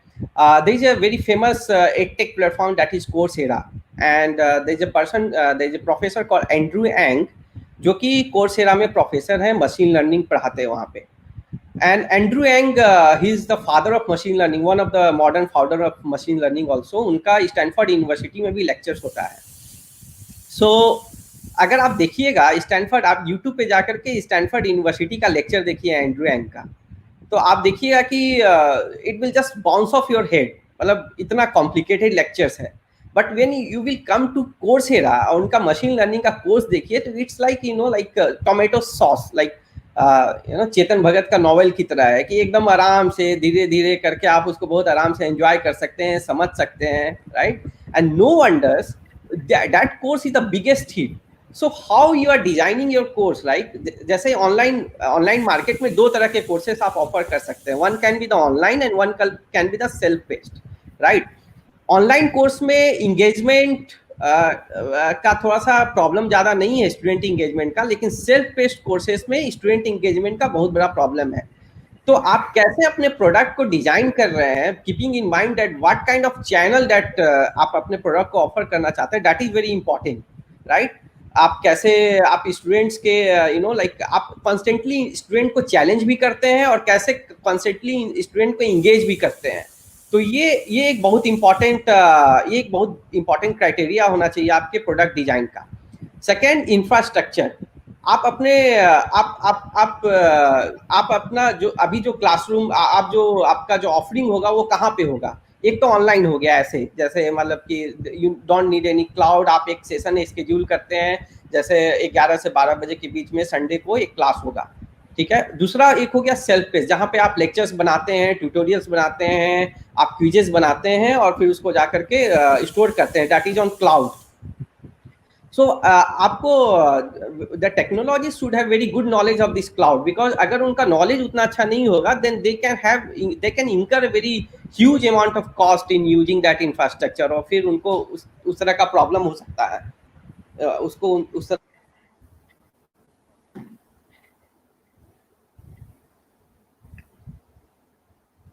तो ये एक बहुत इम्पोर्टेंट चीज है. तीसरा, आपका ऐप का डिजाइन कैसा है, आपका ऐप का यूएक्स कैसा है, आपका ऐप कितना इंगेजिंग है. अगर आपका ऐप आपका जब पहली बार कोई ऐप दिखता है, मतलब इसके बारे में तो बहुत सारे रिसर्च है, बहुत सारे एबी टेस्टिंग होते रहते हैं कि जब ऐप पे कोई लैंड करता है पहली बार, तो वो कितना देर ऐप पे समय बिताता है, राइट? तो इसके लिए जो है सो I mean the technology is a key differentiator अगर आप कोई इस तरह का काम करना चाहते हैं, तो ताकि लोग आपके साथ इंगेज कर सकें. तो मुझे लगता है ये चीज़ें हैं. प्लस मार्केटिंग जैसे कि मान लीजिए कि दो कंपनी है, सेम टाइप का प्रोडक्ट ऑफर कर रही है, लेकिन एक कंपनी कैसे अपने कस्टमर बेस को बिल्टअप कर रही है, कैसे इंगेज कर रही है, काउंसलिंग कैसे कर रही है, पेरेंट्स को कैसे इंगेज कर रही है, मार्केटिंग भी एक बहुत बड़ा रोल प्ले करती है. जैसे हमने अपने पास्ट एक्सपीरियंस में देखा था, जैसे हम लोग अपना जब निर्माण क्लासेस चलाते थे, तो ठीक है उतना बहुत बड़े हाइट पे वो नहीं पहुंचा था, लेकिन एक चीज मैंने फील किया था, जब counsellors can could create a lot of difference. Teachers नहीं बदले, इंस्टीट्यूट नहीं बदला, स्टूडेंट्स का परफॉर्मेंस नहीं बदला, लेकिन काउंसलर्स चेंज करने के कारण भी कई बार इंस्टीट्यूट का परफॉर्मेंस चेंज हो जाता है. तो marketing is also like big enabler. आप चाहे एडटेक हो या फिजिकल क्लासेस दे रहे हो, तो मुझे लगता है ये सब चीज़ें काफ़ी इंपॉर्टेंट रहेंगी. Okay, thank you so much, Rakesh. और your experience is very important for all the edtech startup, क्योंकि आपने already काम किया है and you have been analyzing through outside almost I think कि 8-10 साल हो गए. तो 8-10 सालों में I mean you have एक काफ़ी एक अच्छा इनपुट, बाहर से बैठे हुए ज़्यादा अच्छा से इनपुट दे सकते हैं आप. एंड और स्पेशली उसी सेक्टर में जिसमें आपने काम किया था, यहाँ पे स्टार्टअप शुरू किया था. तो thank you again for joining us and we hope कि काफ़ी जो एडटेक में एजुकेशन सेक्टर में हमारे स्टार्टअप्स होंगे, एंटरप्रेन्योर्स होंगे, वो बहुत और भी गेन करें. And I would also request you to be a mentor to some of those startups. We will connect to them. So thank you so much for joining us. Thank you. So now we have Atulya, can you guide me? I mean, who is the next? I mean, is it Yeah, yes, sir, yes, sir. Kumar Siddharth? Next is Mr. Satyan Jha from France.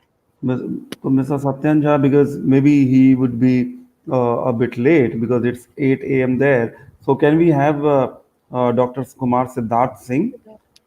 I think if he is available, or Mr. Ashish from London, if he's available, if he has joined us.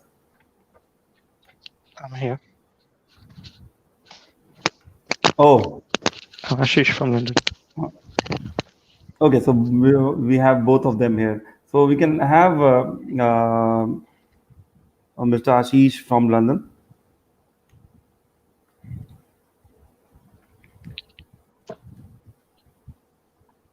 Hi, good morning, all of you. Welcome, sir. Very good morning. Good morning, thank you. My laptop is creating problems, so I'm on my mobile right now. Oh, Thank you. So thank you so much for inviting me and for joining BEA. I remember we met in Delhi in 2018. So it's been a good journey. 2 years we've been together and following what you've been doing for the last 2 years. So thank you so much. You've been doing a great job. I also thank all the previous panelists who've been exchanging their experiences, and that's been very, very enriching for me to learn as well how they've been maneuvering pre and post COVID, which is very good. So just to go through a few of the topics you've raised, the first one, which is post-COVID need of technology and innovation. As you know, UK is going into its second lockdown, and it's total lockdown. London, as of this morning, midday, is on total lockdown. People can't exchange, you can't go to people's houses. So what we've seen over the last few months is innovation in the medical industry, where you have new applications rather on the phone that traces and tracks people who are affected with COVID virus. So that could be another way of innovation within the youth, or in Bihar or in India, how you can find new ways to develop new digitalization in the medical sector.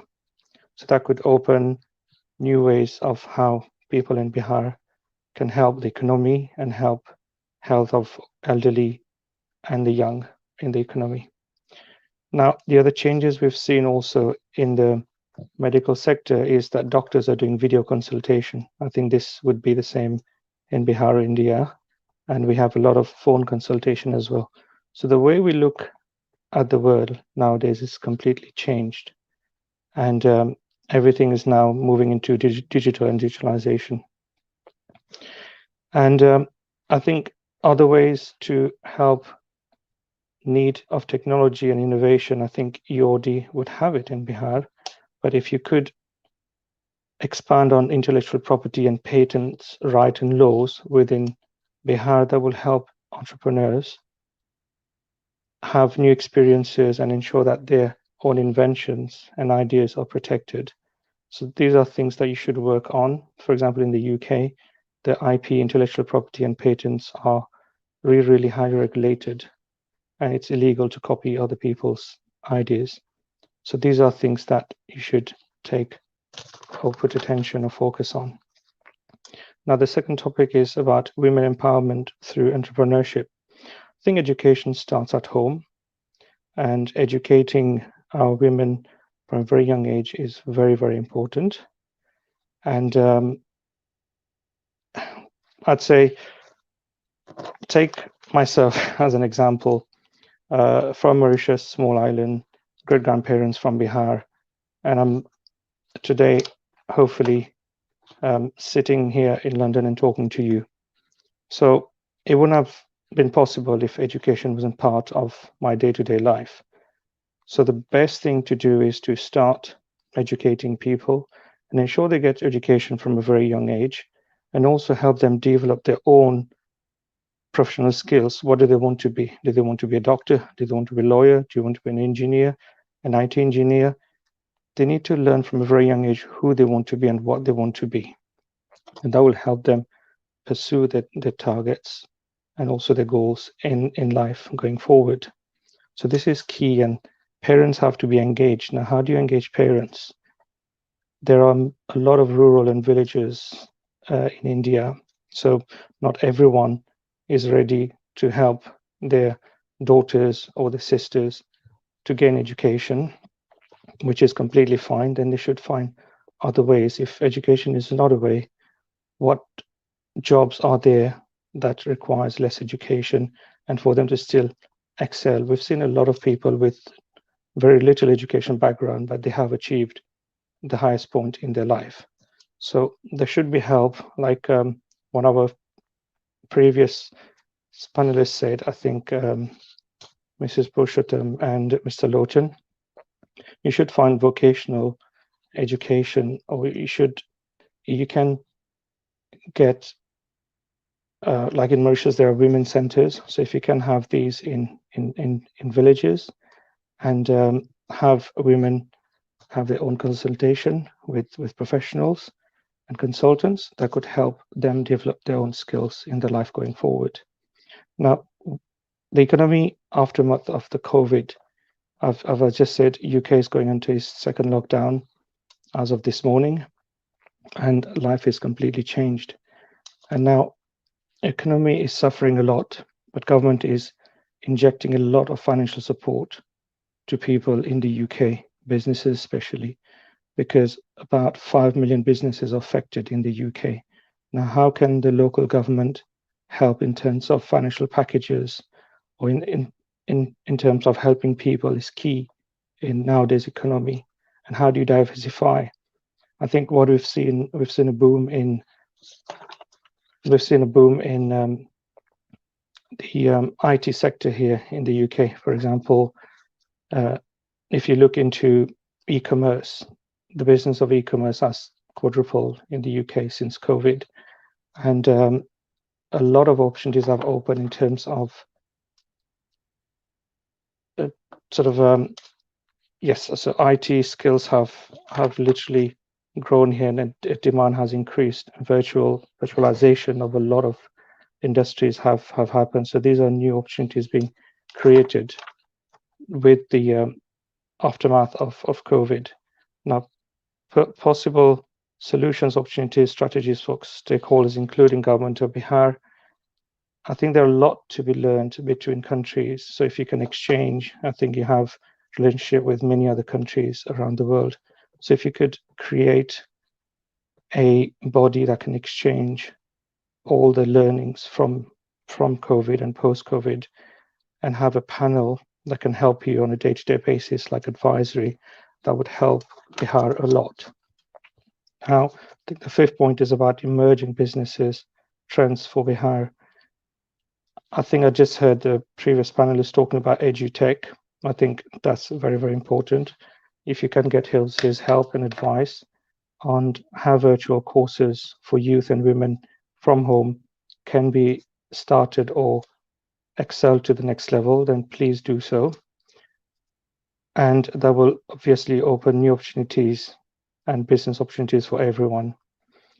The main thing is to improve communication technology. I think our previous panelists did mention that as well, that communication needs improving. I think there are 6 lakh villages that will receive IT communication or internet. So this is key to people progressing and emerging trends for Bihar. Now, giving access to information to rural areas is key, because a lot of the youth are in rural areas, and nurturing and looking after the youth, preparing them for the next 20, 40, 50, 60 years in their life is key. This is where we should start. Now, if we take Mauritius, for example, and Bihar, we've seen the cycle or the sectors or the stages that Mauritius has gone through as a young nation. So the first Biharis came to Mauritius in 1840s, and 2020, 180 years later, what have they gone through? So for about 120 years, Mauritius was an agricultural economy. There was nothing else than agriculture. So if you take Mauritius as a benchmark, if you can try emulate what Mauritius has achieved to become a higher income GDP in the world, this is what you could do, is to try and map the success of Mauritius in Bihar. Although Mauritius is just a 1 million population and Bihar is about 100 million, 100 times bigger as well. Now, if you see up until the 1960s, Mauritius was mainly an agricultural based economy. Then in the 1970s, it was textiles. The textiles were booming. So there are these cycles and the stages that every economy goes through. Then in the 1980s, we had tourism sector that started, like our panelist, Mrs. Purushottam, said, tourism has to be exploited in Bihar. You have so many sites that can be exploited, and you have the coastline as well that can be exploited. Now, when Mauritius started tourism in the 1980s, in the next 10 years or 15 years, they had the world's best hotels and leisure centers within 10, 15 years. And that happened through a lot of vocational education. So from the 1980s, people were being trained in vocational, in leisure and hotel management. And that's why today, when you look at Mauritius, it stands #1 or the top 5 in the world in terms of hotel, tourism, leisure. And that comes from a background of education that's been given to our youth for the last 40 years. Then, if you look at the 1990s, Mauritius starts to diversify. It leaves a textile-based industry, it moves into financial services. And after 30 years now, Mauritius is among the biggest financial centers. After Singapore, for example, in the Indian Ocean, you probably have the second would be Mauritius, where it's placed between the Indian subcontinent and also Africa. So this is the other trend that's been booming since 1990s. In the mid-2000s, we've seen shared service centers and ICT engineers as the next sort of sector to start booming. And nowadays, Mauritius is sort of producing the highly skilled labor market, and that's why it's getting expensive as well. So if you follow the trend and the progress and the success of Mauritius as a young nation that only started about 200 years ago, I would say 180 years ago, then try use the skills and experiences from the government, or from, if you have the new Bihar and Mauritius Chamber of Commerce, then you can exchange those learnings and those teachings, and you can try apply them into how to gradually, into sections or into regions, develop those regions in Bihar and try map or try learn from what's happened. So I think for now, this is all I would have to add. And I'd like to thank you, Abhishek, for the invitation. And I think it's been a pleasure joining you. But it's just the all the experiences I have. But the other thing, I think the last thing to add is, as you are progressing, you are inventing, you're innovating, there's one thing that we shouldn't forget is Mother Nature. I'm for Mother Nature. So make sure that if you're taking, like for example, you're cutting down a forest, what are the impacts on local ecology? This is not to be, you can't progress at the cost of nature. If you destroy nature, it will come back to you. It will come back in the forms of flood. It will come back into form of viruses or anything else. So these are things you should balance in life. You want to innovate, yes. At what cost? Don't forget nature. We're part of nature. Nature is not part of us. So how do we maintain this eco-balance is key. So every young person now looking to be an entrepreneur, they should not forget that they come from nature, and they should look after it and make sure that they're not sort of destroying nature as they progress, because they'll catch up with them in the later years. If not them, then their kids and children will suffer. That's all for now. And I thank you for your time. Thank you so much, Mr. Ashish. And it has been great, connecting to you at this platform. We have been following you, and you have been part of our one of our WhatsApp group, and we have been Thank you. sharing a lot of thoughts.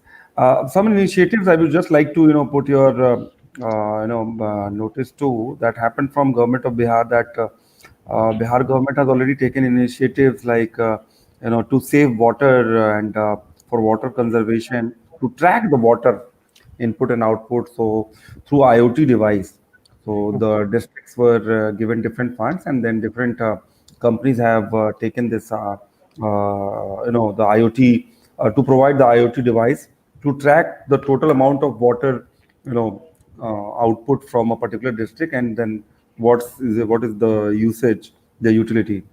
So the most of the district have already given the project. Some have some issues, but still, I mean, that is there. And for plantation, I think we have a very big scheme. The chief minister, I mean, he has already given a huge thing, and but we are still striving to work on the getting more and more industries, and getting more and more, what Dr. Sudhir Ranjan from Boston said about maybe a pharma hub, some hub kind of thing, industrial hubs, you can say, because Bihar had almost 9, 10 industrial hub in last 5, 6 years I have seen, but that is not very fruitful and operational, and not very efficient till now. So this is the status right now from Bihar. So we hope BA from BA we will like to have you as one of the guiding force, and to keep on guiding and mentoring us, and we will be updating you what is happening on the ground, and then we can take things forward. So thank you so much Thank you. for joining from London, and You're welcome. it is a pleasure listening to you. Thank you. So Thank you, now, Abhishek. yeah, thank you. So now we come to the next speaker, and it is Dr. Kumar Siddharth Singh. He's from Germany, a scientist in Germany, a very young guy, and we hope we are going to have some fresh thoughts from Dr. Siddharth. Uh, is he there?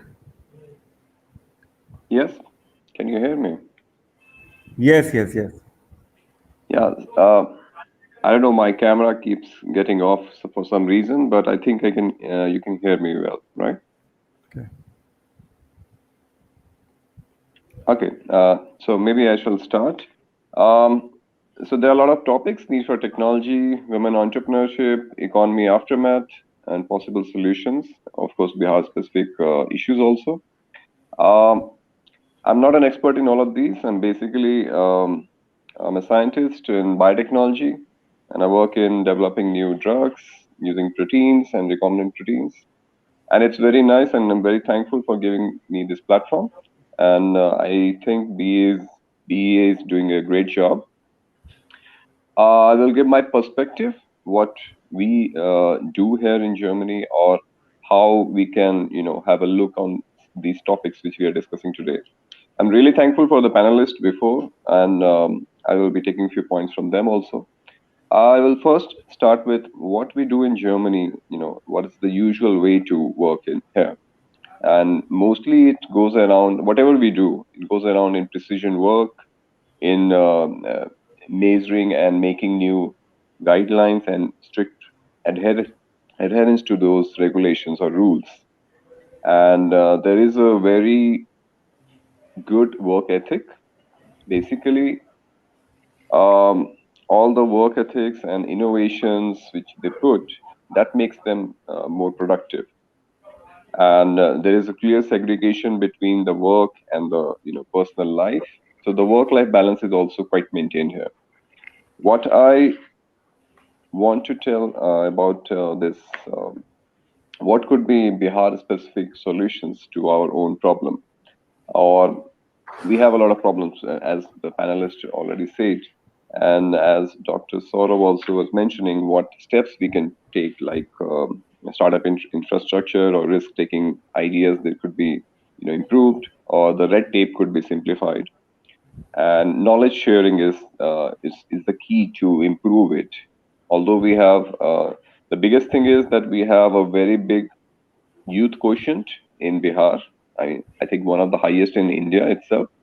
But they are, and we are also the biggest migrators within India and outside, maybe not outside India, but within India also. And that is the biggest boon to us, but also the biggest problem with us, that we don't have that much of an opportunity, or we're not able to create an opportunity over there itself. So basically, what I think is that we should be working more in for bringing technologies inside, so that more farm to table things could be connected. Food processing could be done, because we have a lot of primary produce in our Bihar. I mean, I come from I although live in Patna, but yeah, I come from basically from Gopalganj. We have a lot of food produce which just goes to waste. So food processing is a very key thing which we want to look at, we should be looking at. And knowledge sharing, as Dr. Sudhir Ranjan was mentioning that, and just I think I mentioned it before also, that apart from NIPER and IIT Patna, we also have ICMR Center, Indian Council of Medical Research Center, called as RMRI.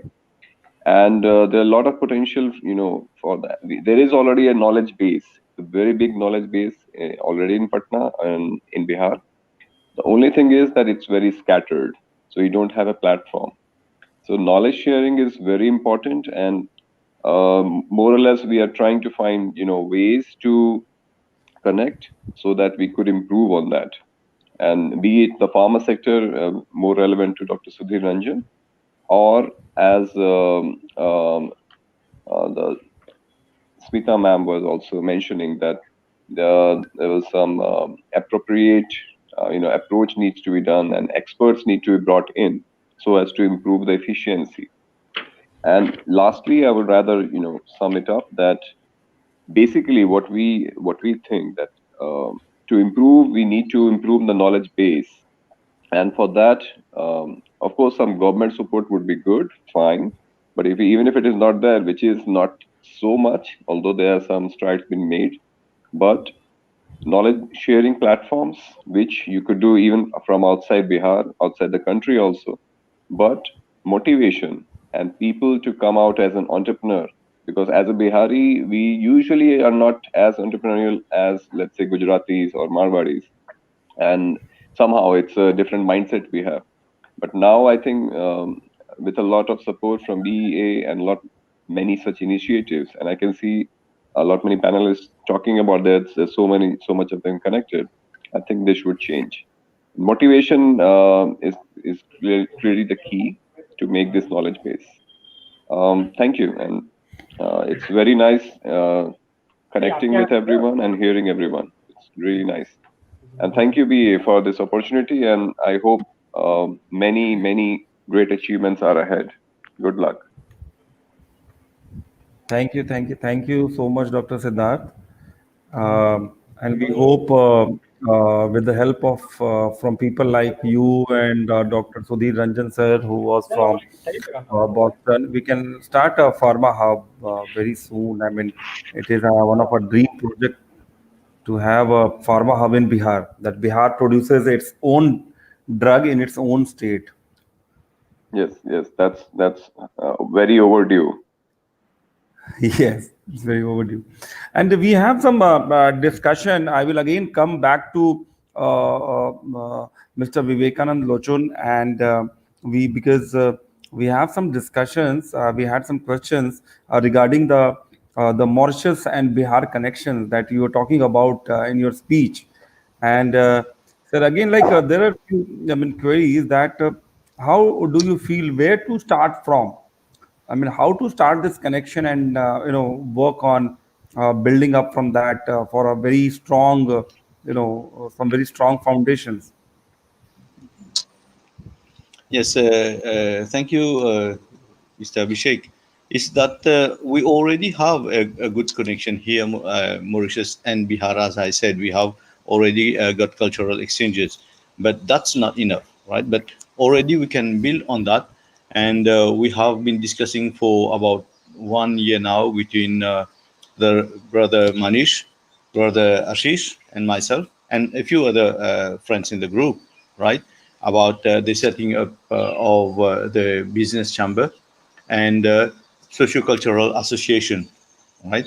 These still need to be registered from here on our side in Mauritius, and then we can be liaising with you. That's one way of I'll say taking steps to further enhance the already existing ties. Because as I said, we did already have cultural exchanges, not that much business exchanges, but now after so many brilliant ideas from different speakers, right? We can get that regrouped, and I'm sure from our side, from Mauritius, we fit in many of those situations. Like you just talked about the former hub in Bihar, Mauritius.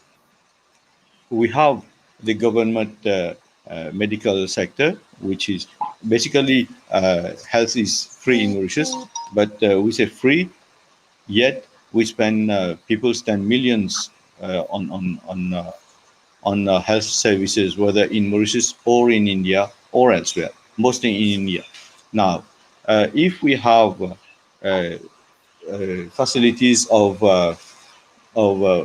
pharmaceutical products and nutraceutical products from Bihar, we'll be very happy to get that into Mauritius, right? To buy it, import it, and distribute in the population here, right? That can be one way of looking at things. I saw about the we talked about the training online training hub that can be done because of the lack of teachers on your side, right? And that can be shared as well, because we have in Mauritius we have a good pool of teachers, right? As I said, we cannot grow more because of our stagnating population, but we can collaborate, right? And sure, it is. It has to be two ways, right? We don't have just things to give to Bihar, but I'm sure we have a lot of things to receive from Bihar as well. That is another thing. Brother Ash talked of tourism. Mrs. Purushottam talked of tourism. There we have some a good edge, right? Mauritius being known as one of the most, even if it's expensive, of one of the most popular destinations, right? So there we could be sharing, and we could be benefiting as well, because Mauritians, very few Mauritians have been to Bihar to look for their roots. I recall my father did that in the years around 80, 81, 82, 83, I guess. Yes, 83.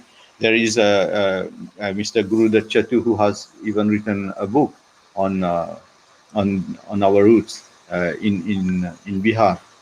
And these are elements on which we can build. So institutionalizing uh, these initiatives, like setting up the business chamber and sociocultural organization. But on the other side, I was in a hurry to finish last time my speech when I was talking. There is the opportunity for us on our side. We can push the initiative of government to government agreements, right? For facilities banking, for the fintech, fintech activities, because we have been doing quite well in the fintech activity, whereas Ashish did tell you about that. And we can push the government to have government of Mauritius from our side, and you, the government of Bihar, from your side, to have agreements for very official exchanges and government state backed state yes, I say backed or sponsored exchanges between the two states, right? Bihar and Mauritius. So there are a lot of these initiatives, I said. And like banking, we could have we have the Baroda Bank here in Mauritius, but very few other Indian banks, nearly nothing more than that, right? So a banking facility for commercial exchanges, right? Industrial exchanges, the same thing. Once the platform is set up, right? Dr. Siddharth was talking about the platform, the industry platform to be set up. Now, using the platform, we could be doing those exchanges again. Basically, for me, the platform can be a multifaceted platform: electronic commerce, sociocultural, entrepreneurial, tourism, fintech, all those in an ecosystem, right? Once we do that with the use of technology, of the cloud technologies, we can, I believe, we can go at very long distances on that, given our commonality as we of Bihari origin. Yes, I mean, Mr. Ashish also addressed something like that, and I was talking to Mr. Ashish, I mean, a couple of days back, and he was talking about setting up a Bihar Mauritius Chamber of Commerce, and that can be a big, boost in establishing business relations and rather developing business relations between both the countries. And I was also in talk with a very senior Ministry of External Affairs officer. She's heading Bihar and Jharkhand. So she was also very interested in starting something like this between Bihar and Mauritius. So I mean, Yes. we see something great coming out of this. Summit, and obviously, we will seek your guidance and how to move forward on this. So thank you again, and Thank you. thank you. So we have our another esteemed speaker. He is Mr. Garth Holloway, a very good friend, a mentor, and very closely associated with BA. And person he has, as a person, he has worked in some of the very remote districts and areas of Bihar, and very very interesting and a very good experience. That I think hopefully he has undergone. And we have seen his post. We have seen his. We have heard his speeches and his videos, his presentations. So, and he has worked in the providing the drinking water sector. So that has been the biggest problem of India, obviously, and especially in a backward state like Bihar. So, welcome you, sir, and you are joining from Australia. Thank you so much on behalf of BEA and Bihar. And I would request you to share your experiences as well as guide the audience again for developing Bihar, and what are the innovative ways, mechanisms that you think that we and the government should take on. This is the election year, but in 1 year we will have a new government. So I think your take is very important for all of us. Hi, good day, Abhishek G. Lovely to hear your voice again. It's been too long. Yes, thank you. Apologies, I've got a clock going off next to me. I apologize for the noise. It won't last long. Can you hear me okay? Is everything Yes. okay with the sound? So Yes, my it's time. Perfect. And you're right. My time in Bihar was I called it my PhD in life. I'd learned a lot in Australia, but when I came to Bihar, I learned how to crystallize all my life lessons. And Bihar was a wonderful school for me, because the people of Bihar are tremendously positive people. They, in your comments, you mentioned that Bihar is a backward state. And in some respects, yes, it is. But that same level of underdevelopment provides significant opportunity, because Bihar can see what's happening and in the rest of India and the rest of the world, and doesn't have to go through that same learning process. They can just jump forward, a couple of decades and become best practice. And the youth that I saw working with you in the BEA Center and the innovation and the sheer desire to succeed just meant as long as the government is actively supporting and funding those entrepreneurs, I have no doubt Bihar will become a powerhouse in India again. You have the people, you have the innovation, you have the depth. So there's nothing to hold you back. I do say that the government should be more supportive in terms of paying their bills. I mean, one of the things we battled with the most was getting our bills paid. So while we had very good revenue, we didn't have any money to spend because the government wouldn't. Well, we had very good sales, but we didn't have cash because the government took too long to pay. So having an active government that actually supports the budding entrepreneur, because as an entrepreneur, you've got ideas, you've got a small product, but you don't have cash. And without cash, the business is effectively not surviving. So the government needs to make sure that they are supporting the grassroots with cash turnover.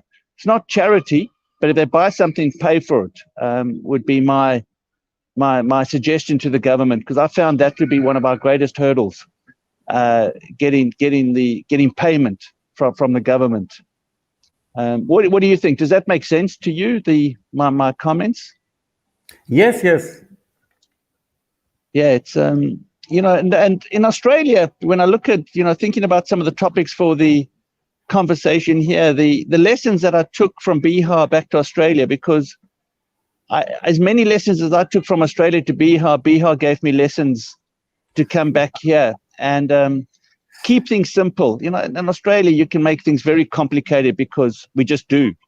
But keep things simple, do the right things right.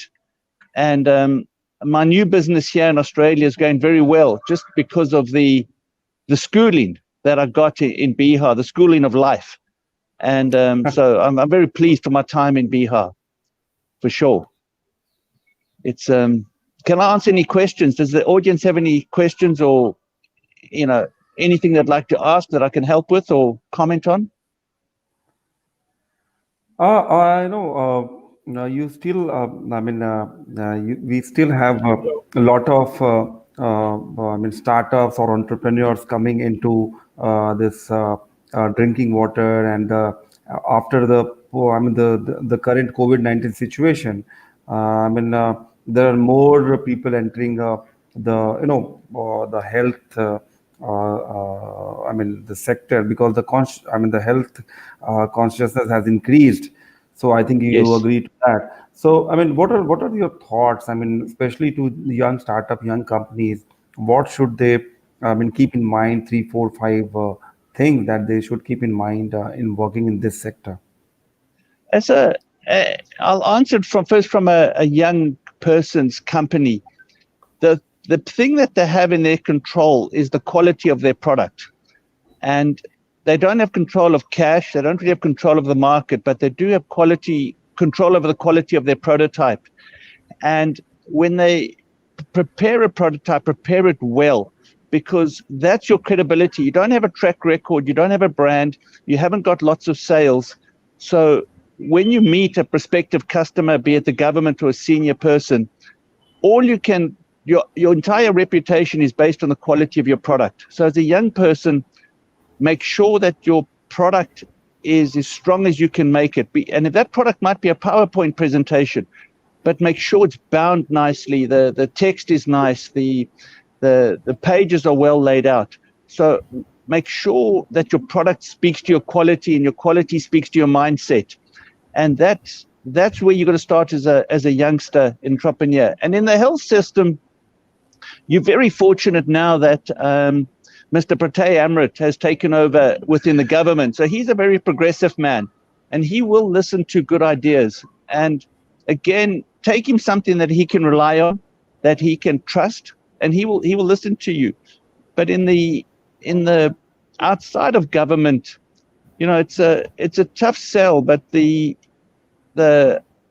opportunities are real. And for female entrepreneurs, as part of this conversation, there's a number of issues around female health that are, I think, not well understood in some of the parts of rural Patna, rural Bihar.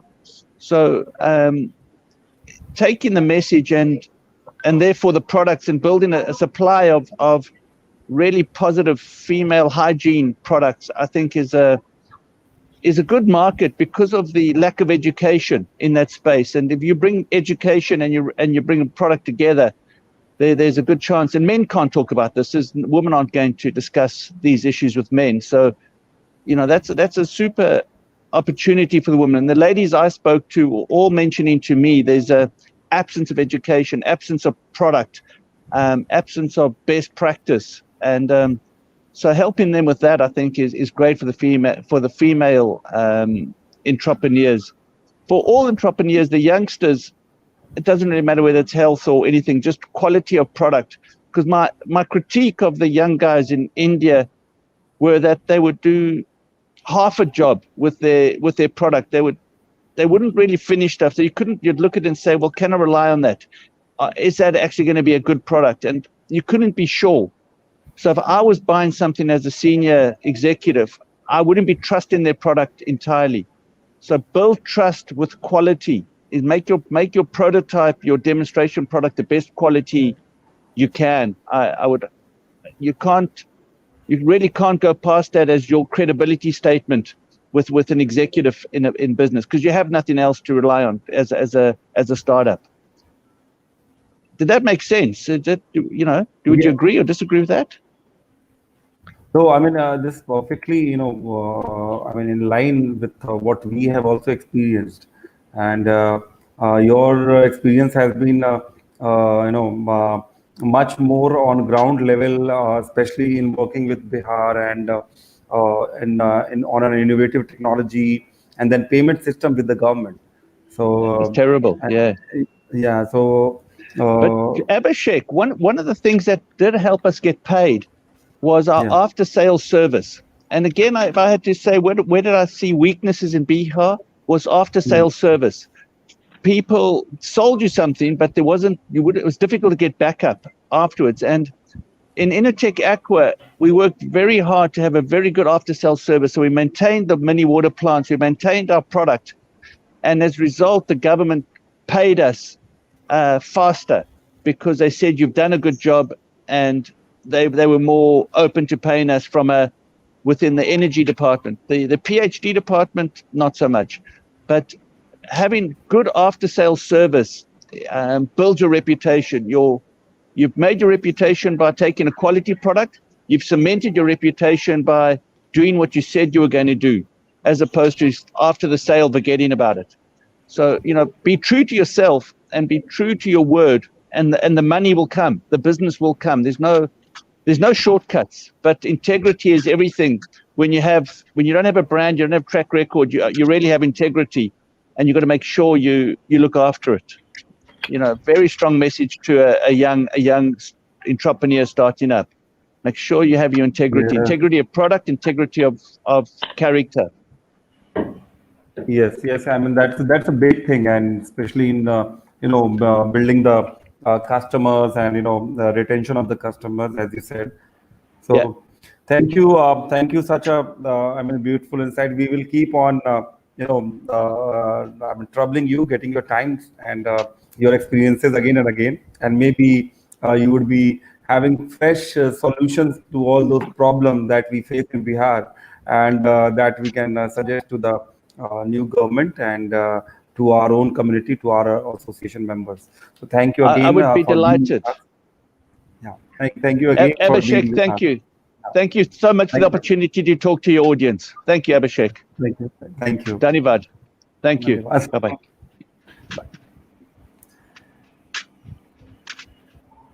So now we have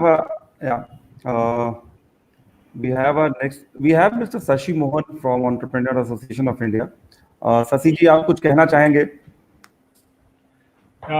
thank you Abhishek ji. हमारे साथ आपके बाद रंजन जी हैं, वो Kuwait से हैं, and उसके आप कुछ शेयर करेंगे. उसके बाद रंजन जी को मैं रिक्वेस्ट करूंगा कि वो कुवैत और बिहार के बारे में कुछ बताएं, क्या कर सकते हैं हम लोग. शशि जी, आप कुछ शेयर करें. Thank you, Abhishek ji. I must appreciate your efforts basically in organizing this kind of global summit on a uh, you know because it's really going to help a lot of people to understand the the perspective from other side, because that is one thing I feel personally that is required, of course, to get ideas and information, experiences from outside, because it will help. I heard I mean, a few speakers, and all are awesome, and they are quite experienced in their respective fields. So, uh, and this kind of discussion sessions are also very good in terms of knowing the actual scenario, actual situation, so that people can take it back home and work it out on that. I mean, Garth said it quite well that uh, only starting is not sufficient. I mean, you start, develop, you sell.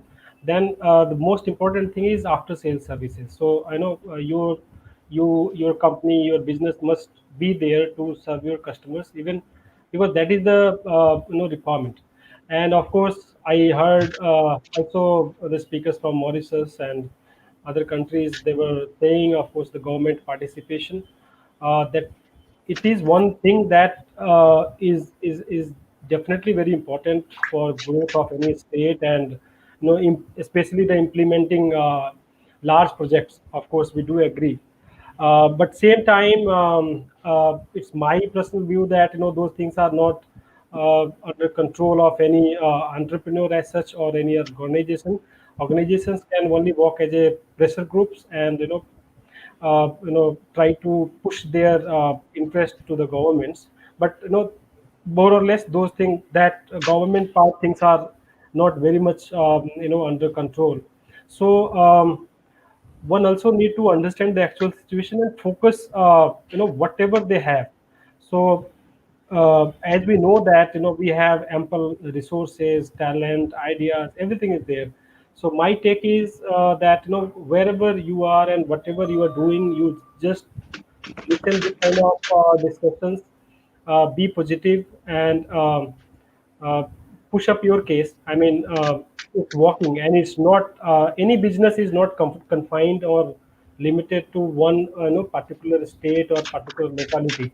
The way we are meeting people from around the globe, so it's kind of open. So I mean, these are also opportunities you can connect to your desired market, and but you continue that. That is the momentum is also very, very, very important thing to do. These are this from my side, Abhishek ji. I again thank you all team members of BEA for their great job, and I wish that this kind of discussions must continue, so that we can definitely bring a change by doing that. I'm quite sure on that.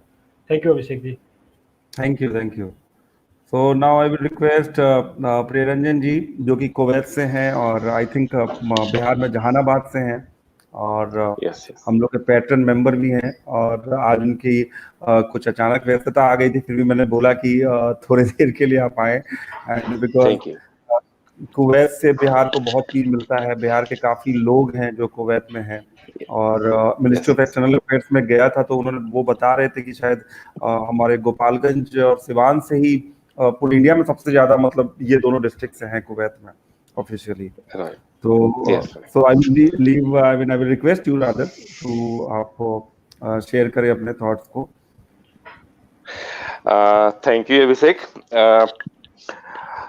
Okay, मैं sorry, मैं थोड़ा late आया, actually मेरे operations काफी रहते हैं. Okay, मैं हिंदी में बोलूंगा ताकि मैं थोड़ा फ्रैंकली बोलूं. एक्चुअली कुवैत में काफी लोग हैं, यहाँ पे काफी इंडियंस हैं, और we are living very well. And Bihar से भी लोग हैं, लेकिन बिजनेस अपॉर्चुनिटी यहाँ पे एग्जिस्ट करता है, क्योंकि मैं कोई भी इंडियन प्रोडक्ट्स मार्केट में मुझे बहुत कम दिखाई पड़ता है. Like any textile, clothes, shoes, कुछ भी लेना होता है तो मुझे कोई मेड इन चाइना और मेड इन इटली और मेड इन अमेरिका मिलता है यहाँ. मेड इन इंडिया बहुत कम प्रोडक्ट्स दिखाई पड़ते, बट अपॉर्चुनिटी कहाँ पे है?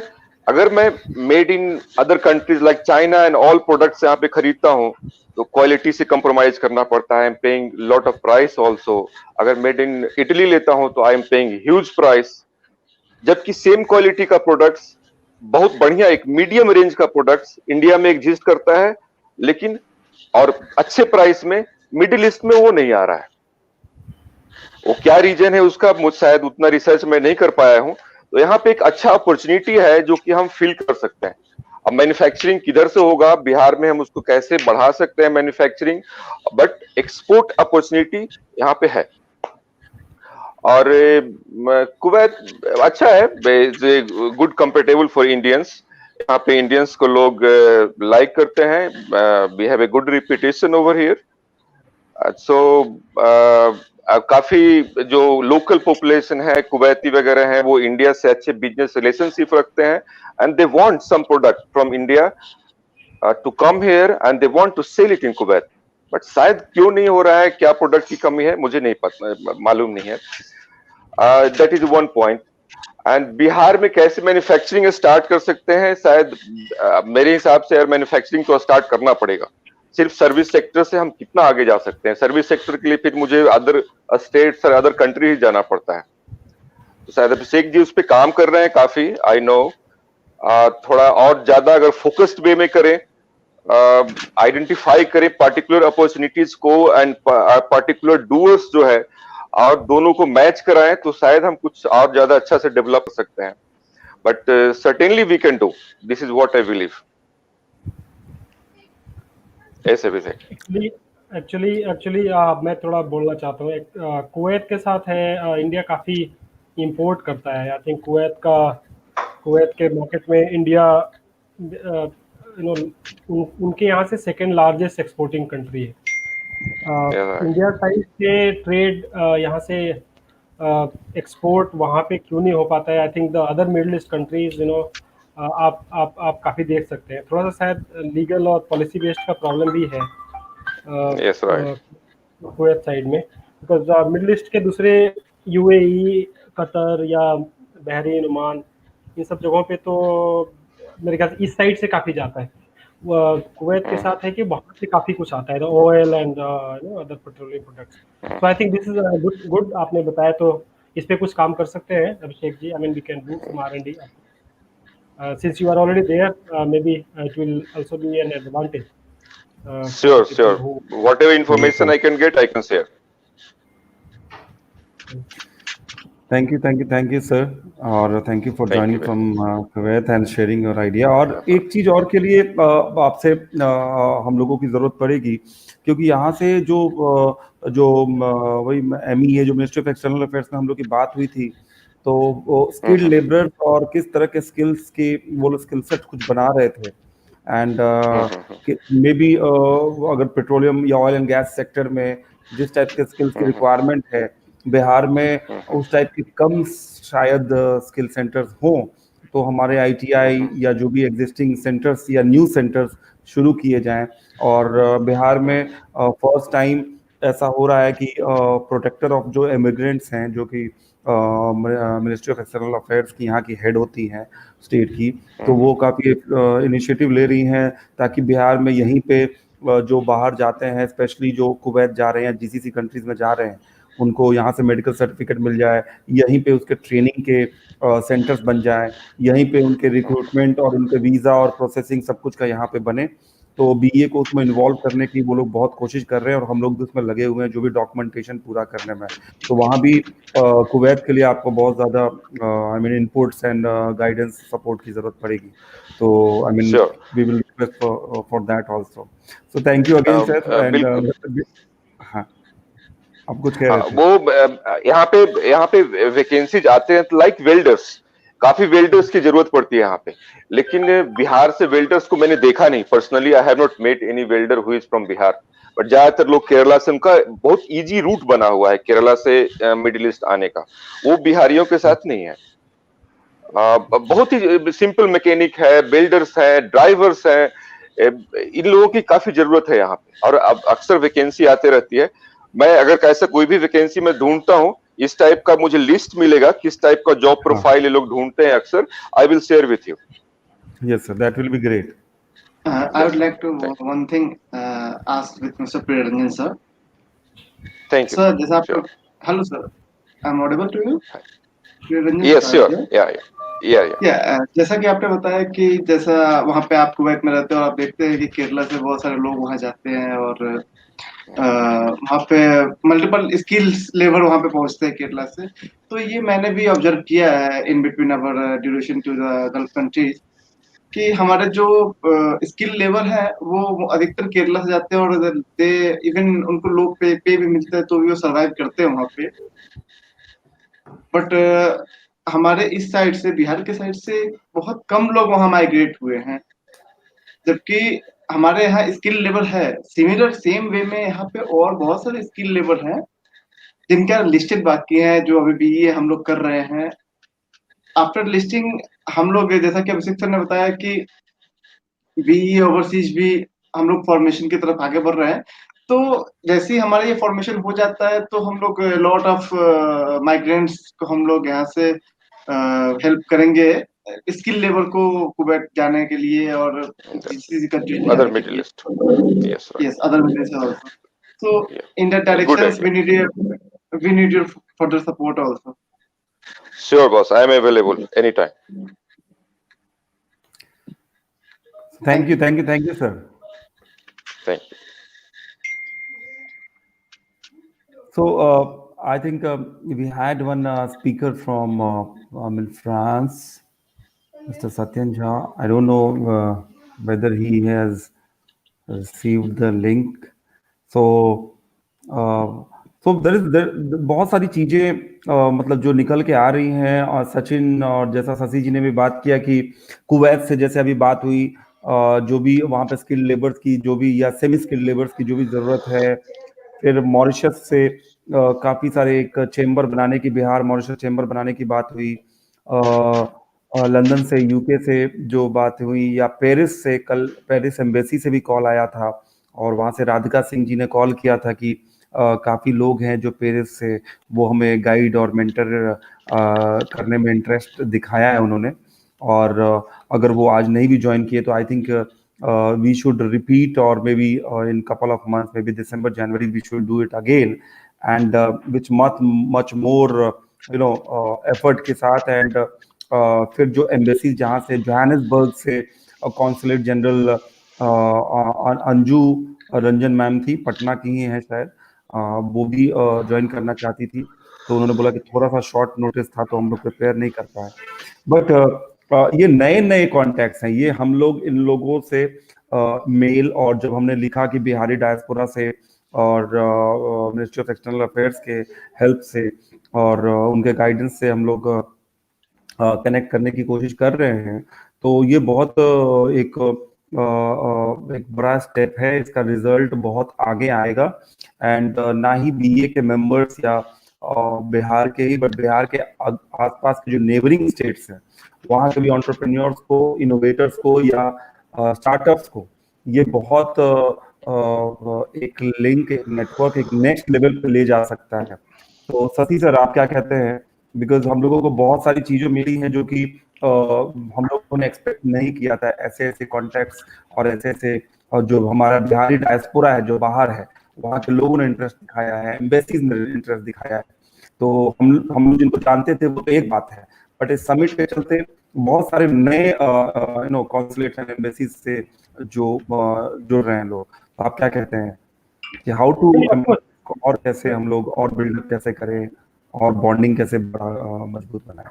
एंड आई थिंक उसके बाद विवेकानंद सर से भी चाहूंगा कि वो भी बताएं कि और इसको बॉन्डिंग को कैसे मजबूत बनाया जाए. देखिए हम थोड़ा हेल्प करना पड़ेगा उन लोगों को भी, क्योंकि जो भी लोग बाहर हैं I think they are well engaged है, उनके पास कितना टाइम है मुझे पता नहीं है, बट इंडिविजुअल लेवल से थोड़ा सा मतलब समय निकाल के I mean we should connect with embassies there. हमारे जो कॉन्सुलेट हैं उनसे बात करें, वहाँ पे ऐसे एजेंसीज हैं, जो फोरम्स हैं, ऑर्गेनाइजेशंस हैं जो इस पे बैलेटरली काम कर रही हैं, उन सबके साथ कनेक्ट करके हमें थोड़े से बड़े उस तरह से हम कनेक्ट कर सकते हैं बड़े लेवल पे. और किसी एक कंट्री को डेवलप करने के लिए मतलब एक एरिया तो नहीं हो सकता है, there can be multiple things that you know.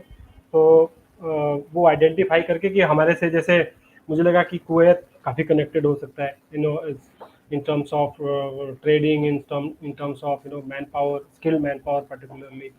तो और वहाँ पे और दोनों साइड पे यू नो कनेक्टेड लोग हैं, तो ये काफ़ी बेनिफिशियल रहेगा जो whosoever is planning and whosoever can you know think of। तो मुझे लग रहा है कि इस तरह से कनेक्ट करना पड़ेगा कि जो लोग वहाँ पे भी हैं उनको हम हेल्प करें to you know reach out through them to embassies, consulates, organisations. तो इस तरह से हम काफ़ी बढ़िया कर पाएंगे। जी और सर, विवेकानंद सर, यस या विवेकानंद सर आप कुछ शेयर करना चाहेंगे?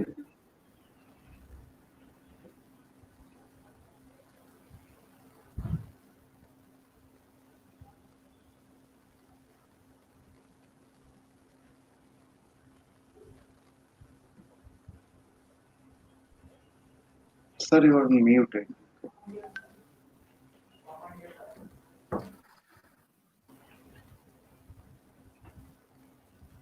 विवेकानंद सर आप कुछ शेयर करना चाह रहे थे? नहीं, सिर्फ टेस्ट कर रहा था, लेकिन Okay. जो कहना Yes, था sir. मैंने लगभग कह दिया। और Yes, sir. जो सुन रहा हूँ लगभग सब एक ही दिशा में जा रहे हैं कि Yes, हमको sir. कुछ कंक्रीट करना चाहिए। अब ये जो अब समिट के बाद ये जो Yes, sir. आइडियाज हैं और लेकर आगे बढ़ना चाहिए, कुछ कंक्रीट करना चाहिए, सिर्फ बातचीत नहीं, Yes, sir. प्रैक्टिस में लाना चाहिए। Thank you. Okay. I must say Abhishek ji, last year हमने मॉरिशस से एक कंपनी यहाँ पे बनाया था। So the gentleman also visited our office, 2 लोग थे, बट यू नो और तय बात है कि मैंने ये सब भी बातें करी भाई, जो मेरा भी कनेक्शन बिहार से है और उनका भी है, and he was based at Mauritius, and उन्होंने मॉरिशस से बाहर जाने की सोची, तो first he started his you know trading sort of in China, and then he thought of starting things in India. अच्छा, इंडिया के बारे में सोचा तो you know he was damn sure to start the business. I mean हमने उनका company में register किया, तो you know it got registered in Ahmedabad.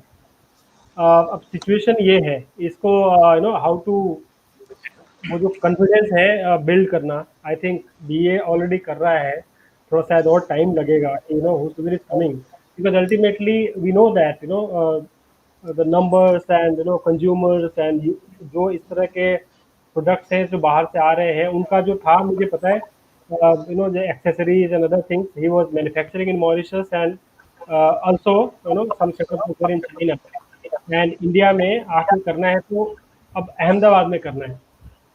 I mean, you understand, I'm trying to make a case कि you know how to अब अपने personal level पे मैं कन्विंस जितना किया वो, I mean एक बिजनेसमैन है, उसको श्योर है कि कहाँ पे लगाना है, यू नो कहाँ पे स्टार्ट करना है। तो आई थिंक ये धीरे धीरे शायद ये भी चेंज होगा कि हम वहाँ पे चीज़ों को लैंड करा पाएँ, और इस तरह होता है तो हम कर पाए इस तरह से चीज़ें, क्योंकि मैंने सब चीज़ भी बोला कि यू नो जो रिसोर्सेज चाहिए आपको, मैन पावर चाहिए, स्पेस चाहिए, ऑफिस चाहिए, all those things are you know quite at a different level, I mean if you compare Patna and Ahmedabad, but इसको थोड़ा बिल्ड करना पड़ेगा। वो कॉन्फिडेंस लेवल बाहर में शायद टाइम लगेगा डेवलप करने में, तो will definitely no able to build it in a very beautiful way. Okay, तो ये ठीक है। हम सोचा कि ये जो सोमवार आ रहा है ना, सोमवार ही से हम यहाँ ये जो बिजनेस चैम्बर है और फ्रेंडशिप सर्कल, इसमें रजिस्टर करेंगे मॉरिशस में।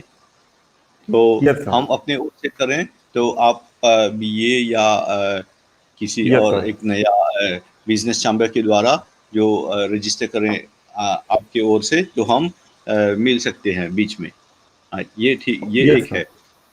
और एक जो जब मैं यहाँ का EPZDA में IT मैनेजर था, तो मैंने एक प्लेटफॉर्म, एक नॉलेज सेंटर स्थापित किया था गवर्नमेंट के लिए, इंडस्ट्री के लिए। तो मैं सोचता हूँ ऐसा एक प्लेटफॉर्म हम अभी से बीए के द्वारा स्थापित कर सकते हैं, जहाँ पर सब हमारे डिफरेंट जो इंडस्ट्रीज हैं, कंपनीज हैं, हम शेयर करें उस प्लेटफॉर्म पर।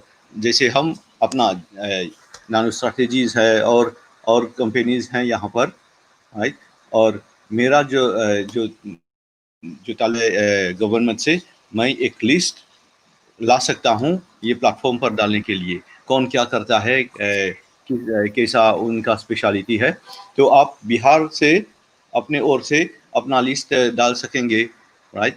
तो हमारा जो रिक्वायरमेंट होगा, बोलते हैं, जैसे बोलते हैं electrical equipment, electrical machinery in agriculture, तो हम देख सकते हैं कौन आपके ओर से ऐसा इक्विपमेंट प्रोवाइड कर सकता है, तो हम संपर्क बना सकते हैं। ऐसा ही जो हमारा जर्मन के जो मिस्टर सिद्धार्थ हैं, वे अपने ओर से उनका लिस्ट बना सकते हैं जर्मनी से। मिसेस पुरुषोत्तम यूएस से, तो उनका जो लिस्ट है, जो उनके कंपनीज है, वे कंट्रीब्यूट कर सकते हैं। तो हम जान सकते हैं कि किस ओर से क्या मिल सकता है या क्या हम प्रोवाइड कर सकते हैं। तो शुरू के लिए ऑलरेडी ये एक प्लेटफॉर्म बन सकता है। Yes sir, yes sir, yes sir. तो हम लोग इसको ये करते हैं। एंड मिस्टर यस सर, हाँ, हमारे जो सत्यन जी हैं फ्रांस से, पेरिस से, वो बोल रहे हैं कि कुछ मिनट्स में वो ज्वाइन कर रहे हैं। उनका शायद अच्छा चीज़ ये है, सुन के लगा कि वहाँ भी नेटवर्क इशू होता है, तो वहाँ पे कुछ नेटवर्क इशू है पेरिस में। तो वो कहे कि हम मोबाइल से ही ज्वाइन करते हैं। मतलब हम लोगों को, क्योंकि यहाँ पे नेटवर्क इशू हो जाता है, हम लोग के अभी हो गया था जब डॉक्टर अभिषेक सौरभ वो उनका स्पीच खत्म हुआ, तो हम लोग का जो सिस्टम हैंग कर गया। तो पेरिस का सुन के थोड़ा सा अच्छा फील हो रहा है, उतना ज़्यादा बुरा नहीं लग रहा है। तो हम लोग वेट करेंगे। एंड टिल देन हम लोग इसको एक मुझे लगता है कि एक रिपोर्ट के लिए, और डिफरेंट जो एम्बेसी से लोग जुड़ पाए, और जो एम्बेसी से लोग नहीं भी जुड़ पाए, उनसे हम लोग, जिनका भी कॉल आया था या मेल पे रिप्लाई आया था, तो उनको हम लोग इसका अपडेट जरूर दें, एंड सो दैट कि नेक्स्ट जो उसके लिए मतलब जब भी हम लोग करें तो सचिन वो लोग इंटरेस्ट दिखाएं और वो लोग ज़्यादा ऐड हों। अभी बेसिकली जो बिहार के जो अभी 1-2 महीने बाद जब वो चीज़ें फिर से न्यू गवर्नमेंट सब कुछ आएगी, बिहार, यूपी, झारखंड में काफ़ी सारे एंटरप्रेन्योर स्टार्टअप होंगे जिनको पार्टनर्स, फाउंडर्स, मेंटर्स, गाइडेंस की ज़रूरत है, और ज़रूरत आगे भी पड़ेगी, टेक्नोलॉजिस्ट की ज़रूरत पड़ेगी। तो वहाँ पे काफ़ी ज़्यादा हमें इंटरेस्ट है। अभी एक गौरव कश्यप हैं रशिया से, he is into all robotics and AI system there. उनका मैसेज आया कि उनको लिंक नहीं मिला, रजिस्ट्रेशन लिंक, और उन्होंने रजिस्टर भी किया था, सारा डेटा भेजा है। तो ऐसे भी कुछ हमारे तरफ से भी, हमारे टीम की तरफ से भी कहीं कहीं कुछ छूट गया है, तो उसके चलते भी बहुत लोग नहीं जुड़ पाए।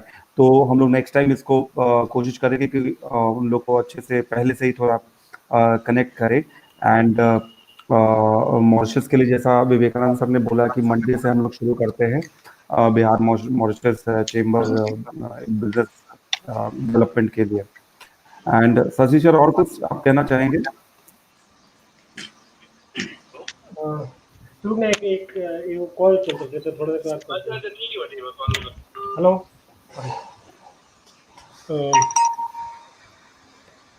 ठीक बा इज वेरी गुड। हाँ नहीं, अब हम मैं ये शेयर करना चाहूँगा आपको। हम अभिषेक जी भी थे आई थिंक 2 साल पहले यूपी इन्वेस्टर समिट में, हम मॉरिशस के स्टॉल में थे, एंड इट वाज बहुत ही बढ़िया था, एंड काफ़ी इंथुजियास्टिक वहाँ के सारे बिजनेसमैन थे, जो डेलीगेट्स आए थे, आई थिंक सम प्रेसिडेंट भी आए थे, एंड हम लोगों ने उनसे मिला हम, हम लोग मिले, बट यही है कि यहाँ पे अपने अपने साइड से जो शायद वो हम बात कर रहे थे, जो मिस्टर गार्थ बोल रहे थे कि शायद चीज़ों को हम स्टार्ट करते हैं बट उसको कंक्लूड करने में कहीं ना कहीं प्रॉब्लम है ऑफकोर्स, जो रिलेशन को बिल्ड कर रहे हैं, तो इट हैज़ टू कंटिन्यूटी और वो सब चीज़ें चाहिए, थोड़ा टाइम ऑफकोर्स लगेगा to develop it some sort of relation. जैसे जो ये नेबरिंग कंट्री है जहाँ पे अपने ही लोग हैं, वहाँ पे काफ़ी लाखों की संख्या में, वहाँ पे गवर्नमेंट ने भी काफ़ी समय पहले प्रयास किया था, but we don't know exactly. और chief minister also visited Mauritius, और मॉरिशस इज बेसिकली, मॉरिशस में भी रिसेंटली इंडिया लेवल पे काफ़ी बढ़िया काम हुआ है। India government also has been doing some infrastructure projects over there. तो इस रिलेशन को थोड़ा लोग बढ़िया ढंग से कर सकते हैं। वहाँ पे बिजनेसेस हैं, यहाँ से वहाँ जा सकते हैं, वहाँ से यहाँ आ सकते हैं। आई थिंक आज के डेट में तो बायलेटरल निश्चित रूप से हो सकता है। तो जो विवेकानंद सर ने बोला, आई थिंक मुझे काफ़ी बढ़िया लगा कि टू स्टार्ट वहाँ पे एक चैम्बर शुरू करते हैं बीईए के सहयोग से, और उससे सबसे बड़ी बात हाँ जी, तो मतलब यहाँ पे जो लोग रहता है उसको एक विजन मिलेगा कि हाँ ये भी कर सकते हैं। अब बड़ी सारी एक्सचेंज है इंफॉर्मेशन का, आइडियाज, टेक्नोलॉजीज, काफ़ी सारी चीज़ें का, और लोकल ग्राउंड पे हम यहाँ पे काफ़ी स्ट्रॉन्ग हैं, और बिहार में भी और नेबरिंग जो कंट्रीज है वो भी। आई मीन हम इधर नॉर्थ इंडिया में around we are more than 30% population India is carrying, तो ये एक बहुत बड़ा मार्केट है ऑफकोर्स अपने आप में, और काफ़ी पोटेंशियल है, तो इसको तो ऑफकोर्स इसमें काफ़ी अपॉर्चुनिटीज है। जी अभिषेक जी। हाँ, मैं ये बोल रहा था सर, इवन जब हम लोग ना ये प्लान कर रहे थे, तो क्योंकि ये इलेक्शन टाइम है बिहार में, तो काफ़ी कमेंट्स आए कि इलेक्शन के टाइम में कर रहे हैं, प्रमोट कर रहे हैं क्या, फिर पॉलिटिकल कोई पार्टिसिपेशन नहीं हो सकता है गवर्नमेंट की तरफ से, मिनिस्ट्री की तरफ से भी, ministry of external central government की तरफ से भी पार्टिसिपेशन नहीं हो सकता था। इसलिए मैं स्मिता मैम फिर भी वो रेडी हुई कि नहीं करते हैं। तो आई मीन हम लोगों का ये सर हमेशा है कि कोशिश यही रहता है, कितनी भी एडवर्सिटी आए, कितना भी सिचुएशन अनुकूल ना हो, हम लोगों ने वहाँ पे भी परफॉर्म करने की कोशिश की है। एंड मतलब किसी भी सिचुएशन में हम लोगों ने बीए ने अपना काम किया है, चाहे वो इलेक्शन टाइम हो, चाहे वो फ्लड टाइम हो, चाहे वो माइग्रेंट वर्कर्स के मूवमेंट के टाइम हो, और पूरी टीम ने जो भी बेस्ट एफर्ट होता है हम लोग लगाते हैं। अभी जितने भी लोग ये जो जीबीएस का हम लोगों का जब बिहार ग्लोबल समिट का प्लानिंग होने लगा हुआ, और जब चीजें कि कैसे स्ट्रैटेजी होगा, कैसे रीच करेंगे, और सारे ऑफिसर्स लोगों से हम लोग मिले, और सेंट्रल गवर्नमेंट के मिले, क्योंकि स्टेट में इलेक्शन था तो यहाँ नहीं मिलने का कोई फायदा था, और बाकी सारे एडवाइजर्स से भी बात किया। तो एक एफर्ट में हम लोग लगे रहते हैं, और शायद इसी उम्मीद पे कि चीजें चेंज होंगी और काफी लोग आएंगे। और जैसा ये समिट में अभी तक इतने नए नए लोगों से मिलने का हम लोग को मौका मिला, बहुत लोगों को सुनने का मौका नहीं मिला, बट वो चैट पे हैं और उन्होंने मेल पे रिप्लाई किया है। तो maybe next time we are with a very much stronger Bihari diaspora. These lines, I would like to welcome Mr. Satyan Jha ji, and finally उनका थोड़ा सा नेटवर्क इशू था, एंड तो मैं सर को कनेक्ट करना चाह रहा था बार बार कि कैसे भी करके वो आए, and finally he is here. तो rather than waiting much or wasting our time, we should like directly listen to him. Sir, welcome you again to Bihar Global Summit, और finally I mean you are here। हम लोगों ने बहुत discussions किए हैं, और please share your thoughts. Thank you, Abhishek. Thank you for inviting me. Although I'm not a business expert, but I really appreciate your initiative. And we had discussed a few days ago that Bihar has a lot of potential, and the presence of Bihar in France is almost zero. I mean, there is none. And with some friends, we are trying to. I'll be brief because I know that we have already discussed a lot, and I really have some major network issues here. I have no internet, so I have joined on the phone. So if there is a data issue and all, I may get offline. So so my planning was to, whatever is happening due to COVID. My expertise is in the psychological field. I'm basically a literature person. I did my MPhil from JNU in French literature, and then I joined the Sorbonne University for PhD, and then I worked with NGOs, the universities here, and now I am in the field of psychology at the university. And I also work with NGOs, and I also work with Indian population here in France.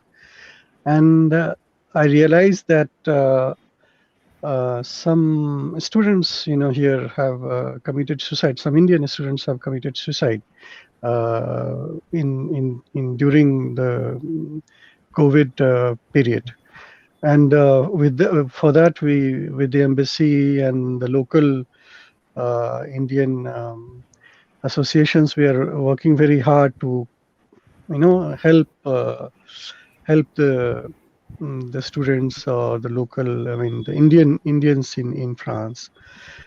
But it's very tough. It's not easy. The government here is helping a lot.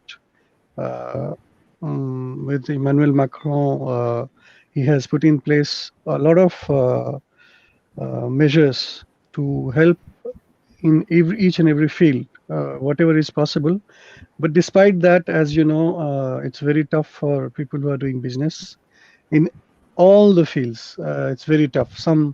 One very busy road in Paris where 50% of shops have shut because they have to pay rent in whatever. Now it has been more than 6 months. So the times are very tough.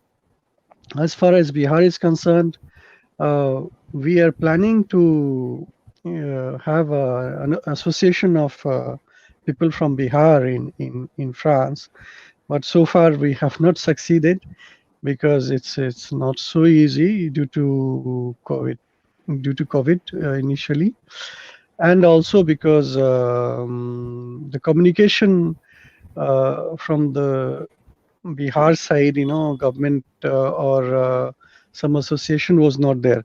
Now that Abhishek has joined, or let's rather say I've come in touch with Abhishek, now we'll try our level best to take the initiative, and whenever it is possible to go to Bihar, I will come personally, and whatever I can do from my side, I'll do. I have talked with some universities here and local, the French government and the local government in Bihar, and we are planning to set up mental health care because there is something very lacking.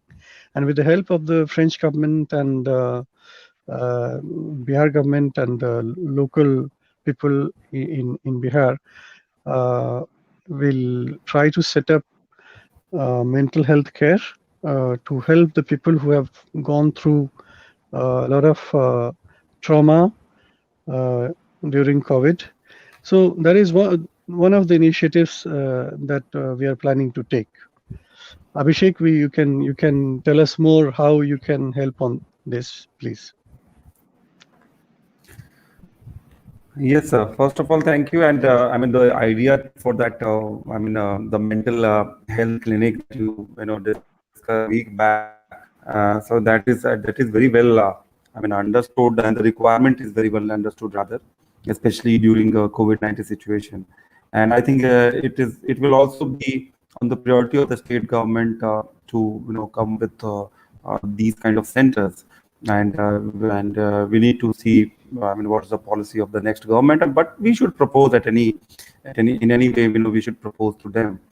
And the one very interesting thing that happened, we got call from Paris embassy yesterday, and the first secretary has also registered for this event, and I hope he would have shared something. And Then we got call from Mrs. Radhika Singh. She works with the Paris Embassy. So she said there are, number of people who were very interested. So it's very motivating factor for us that there are people in France and Paris who can mentor, who can guide, who can support, and who can involve in in entrepreneurship or through startups, through technology, through innovation. And this is what has been our objective in calling all the Bihari diaspora to be part of this. So I think there is a very strong hope. And listening to you and knowing you and discussing things with you, it has given a big hope to all of us, and we hope we can build on this. Yeah, certainly. There was some last night, some emergency for which the first secretary had contacted me through one association of Indians. Okay. And so it's again it's proof enough that how the situation is. The situation is rather very bad, because in Paris, or not only in Paris, in some major cities in France, they have put in place since last night curfew from 9 in the evening till 6 in the morning. So the situation is not easy, it's really bad. And so we have to come together and really pull out of this, because I don't know how long this is going to last. And the European Union has helped. The European fund, they have given a lot of fund to France also. Macron has succeeded in getting some 750 billion euros for especially for this COVID thing. So things are going on. We have to really adapt ourselves to this new way of being with the COVID. We have to live with it, and there has to be solidarity. And we have really, whatever we can do, we have to do. And if anybody needs any type of help, I don't know if this platform can be used for that, but I'm telling whatever I can do personally, I'll do. So the message should be spread that if any kind of help can be provided, we'll provide.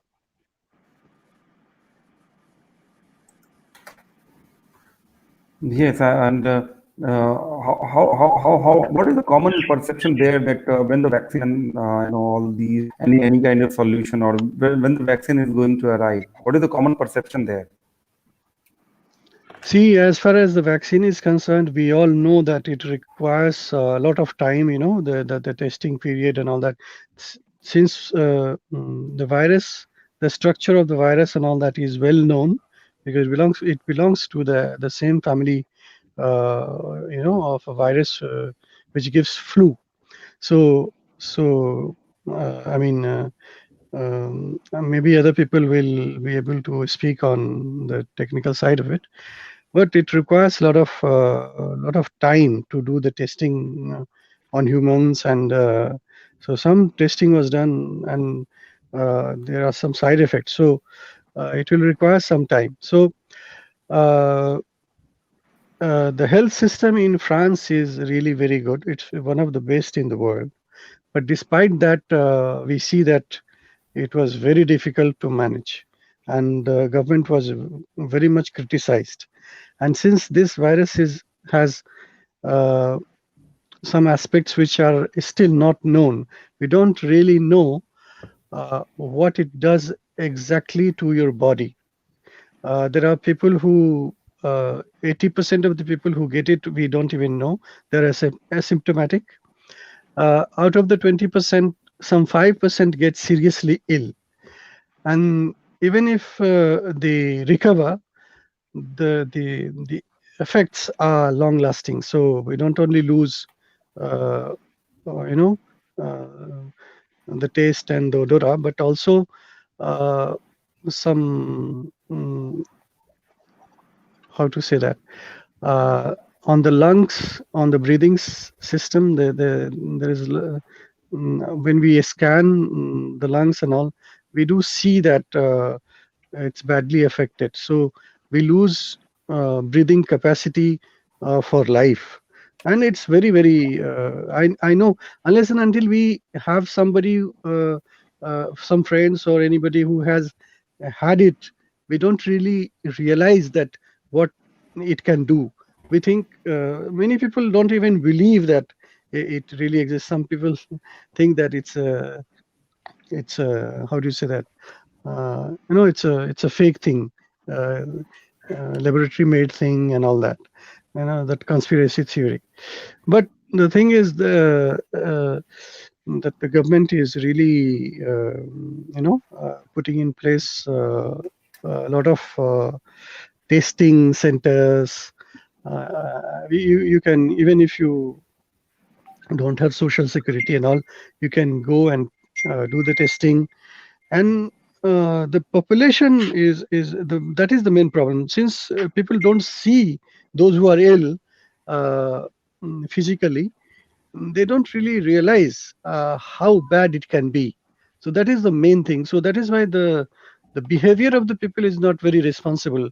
They opened bars and also so many people got into the bars, like 50, 100, 200 people, they started doing party and all. So again, it has started, the virus is circulating very vigorously. So again, the number of cases is going up. That is why they have put this curfew system since yesterday. Okay. Yeah. Yes. Thank you so much for joining us from France, and we hope we have this COVID situation end soon, and things get normal, and we connected on innovation, business development, entrepreneurship, especially supporting our startups, mentoring our startups. And thank you for joining, and especially in the bad network problem that you were facing since morning. So thank you, sir. Thank you, Abhishek. Thank you. I would request we have Mr. Vinay Kumar. He's welcome, sir. And so you would like to share on sports in Hi, I thank you, request Abhishek. and him to share his thoughts. Yes, thank you, Abhishek, for giving me opportunity. It's like 4 o'clock here in Florida, and I was listening you guys since like 11:30. Sorry, 12:30 my time, and I got a lot of interesting information. And I was not. I'm from Bihar. I study. I did my school. It's a very small town called place name called Hilsa. It's not. I would say like I don't know. It's a 40 kilometer from Patna. I did my 10th there, and then I moved to Hazaribagh. I did my bachelor's in computer application. And 2004, since 2004, I'm in United States, and I have my own IT company with my two of my friends, and so I just while listening you guys, I thought we cover most of the things, and it's very useful information and the guidance and support what you guys trying to give to our entrepreneur or our young youth or millennials. I would say it's incredible. One thing I just want to bring in your guys' notice. Most of the job, I would say 80% of the job which we are talking right now may not exist in another 10 years, because the machine is coming, artificial intelligence is coming, and so many things are coming. Like that's maybe some of the job may not exist. So what are the options we have? So one thing which I'm doing some research on it with local university here, how we can bring more opportunity in sports, because you cannot, whatever the machine learning or artificial intelligence you have, you cannot create Virat Kohli, okay? Because this is a human thing. It's sports, which is something. No matter what it's any new technology coming, it's not going to affect. Even it will grow. Right, Just, sir. Right. I agree. now we have just imagine, I'm giving it example. In cricket we have a DRS, decision review systems. Just because the technology is helping us. It's not like Yes. taking our job. Correct. Right. Correct. We do have maybe 10 years before. We have all kind of cameras, and I'm sure most of folks there watching IPL right now, and just imagine there's no spectators and fan in the stadium, but just because the technology, the IPL is very interesting nowadays, and it's growing. It's like we must say, like, that's a brand, which is India based, just because the IPL, we have so many other premium leagues like kabaddi and hockey, tennis, Right. badminton. Just imagine the one league, IPL, Indian Premium League, create many other sports.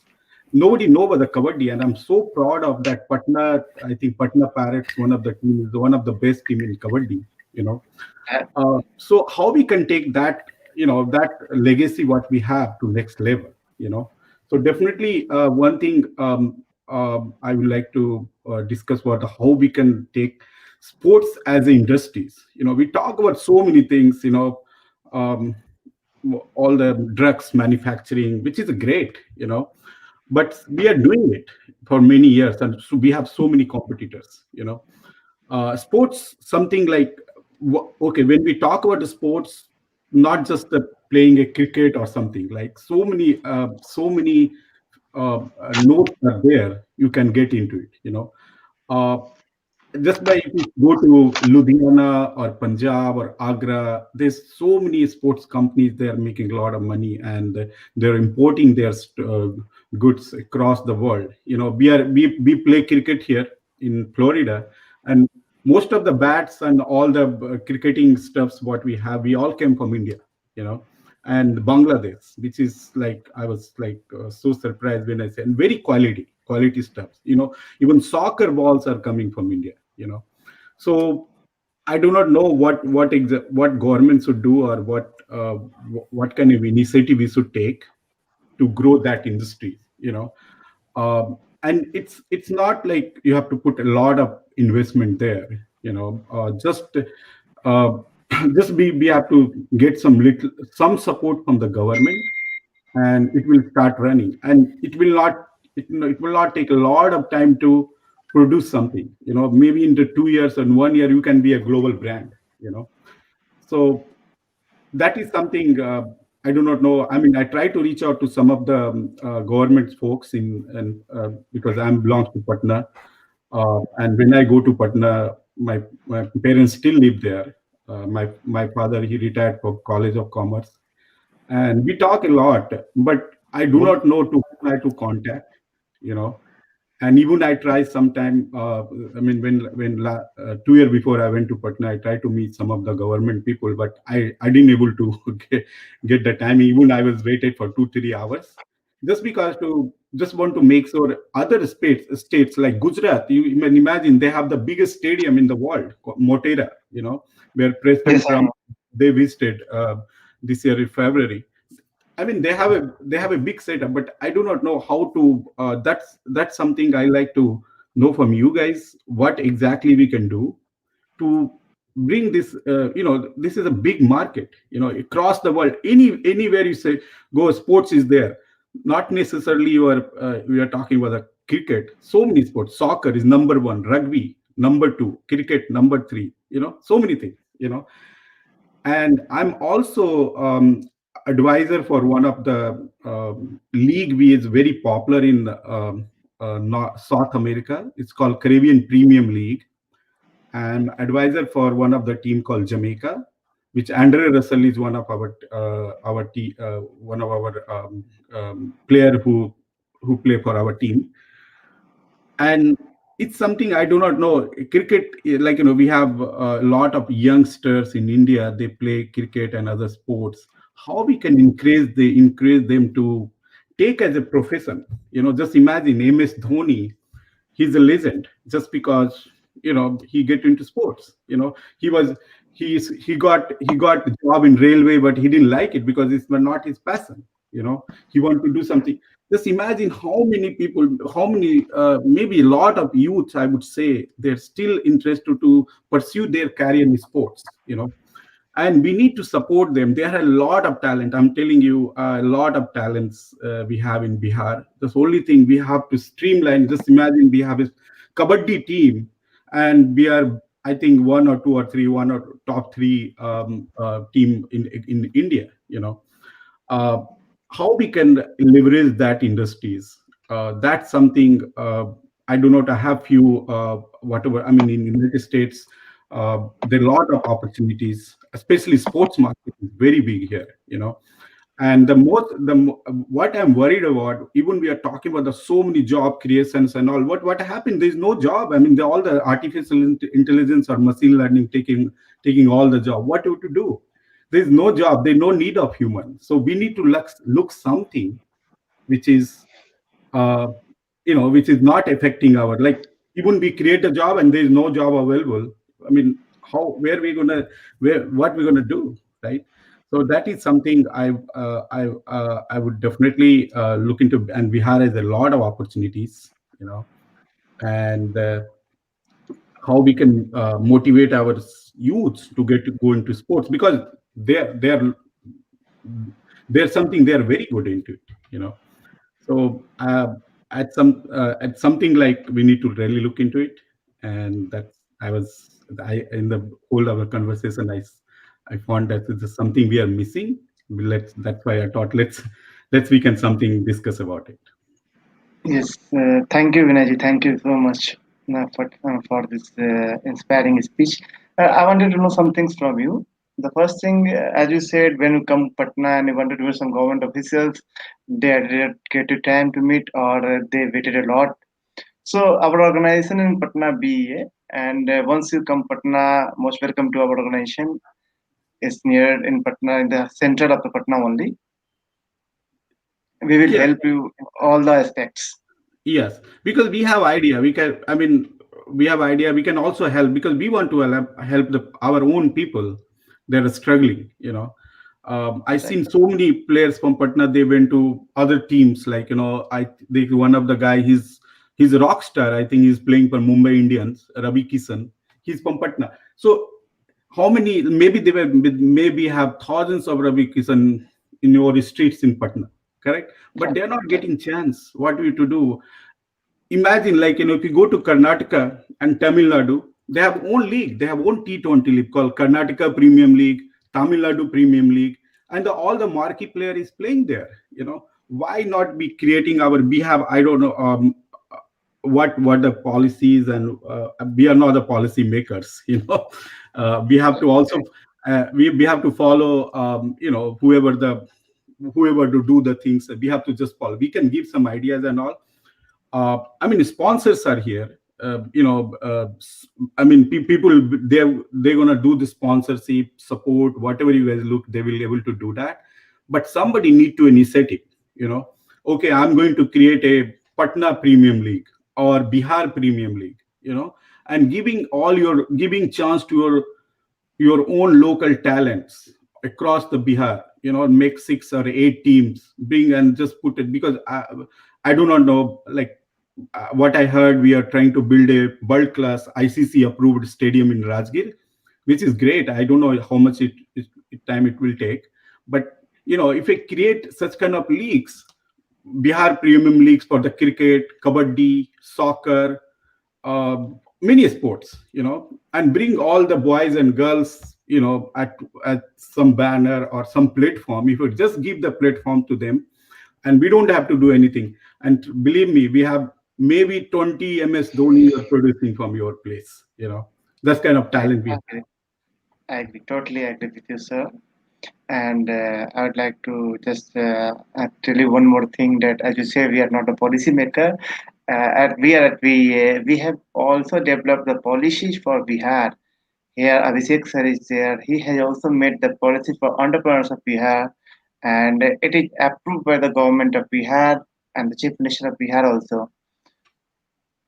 Yeah, that's So, nice to know. And it's my pleasure and honored we got connected with you guys, and my full support to you.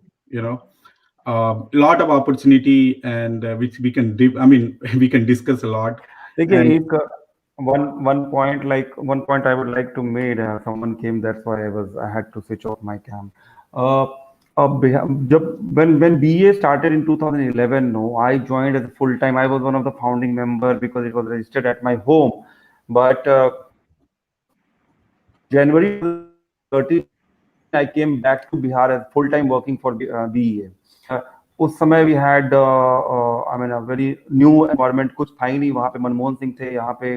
कोई startup वार्टअप का कुछ नाम भी नहीं सुना था. And then the industry minister के पास किसी ने न्यूज पहुंचा दिया कि ये इंटरनेशनल तो है, स्टार्टअप यात्रा कर रहे हैं. We started doing Bihar startup यात्रा.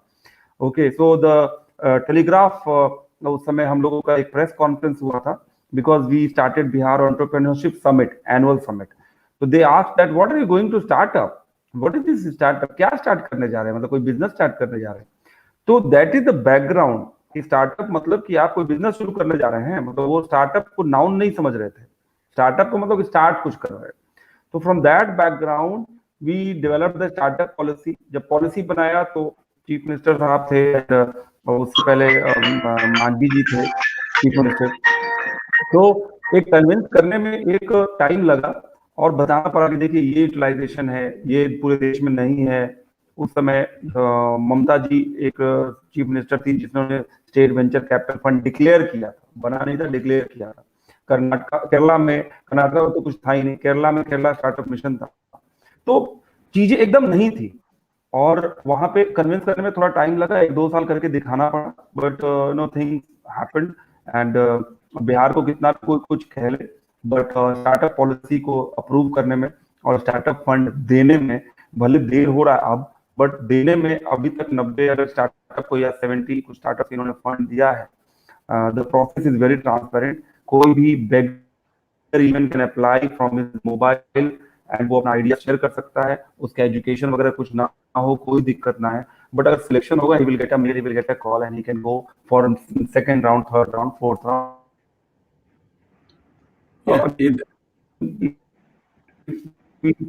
If we all come together and BA है यहाँ पे, अगर आप आए और आप आते ऐसा था तो जो मिनिस्टर जो मीटिंग करने में जो टाइम लगा आपने बोला तो वो शायद वो तो नहीं लगता.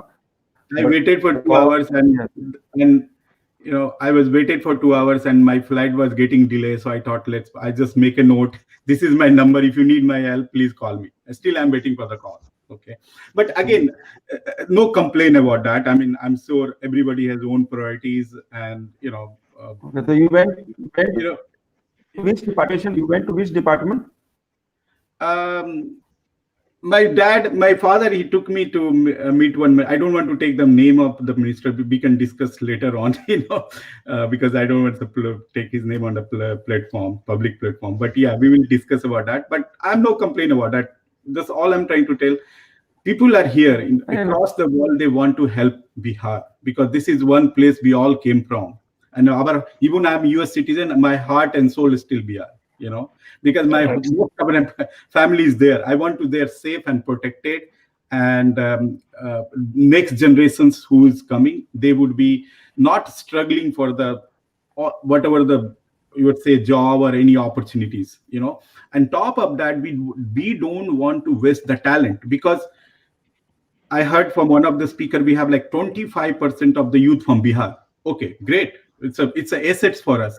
But if you not give right direction to those youth, what they're going to do it, so having having the youth is a great thing. I mean, you go to China or some of the country, I believe Germany, I don't know about the France, Sanjay ji, Satyan ji can tell us, but we have the most youth in the Bihar and India. I mean, India, and I heard like 35% of the population is of youth is from Bihar, from India, right? So if you have youth and you are not giving the right direction, that youth can be go to the different way. They can be that can be your line order problem. So we like to I mean, the youth is like in so many country, like especially China, they're gonna be having they have a struggle, a lot of struggle. They're gonna have it just because they are very old people.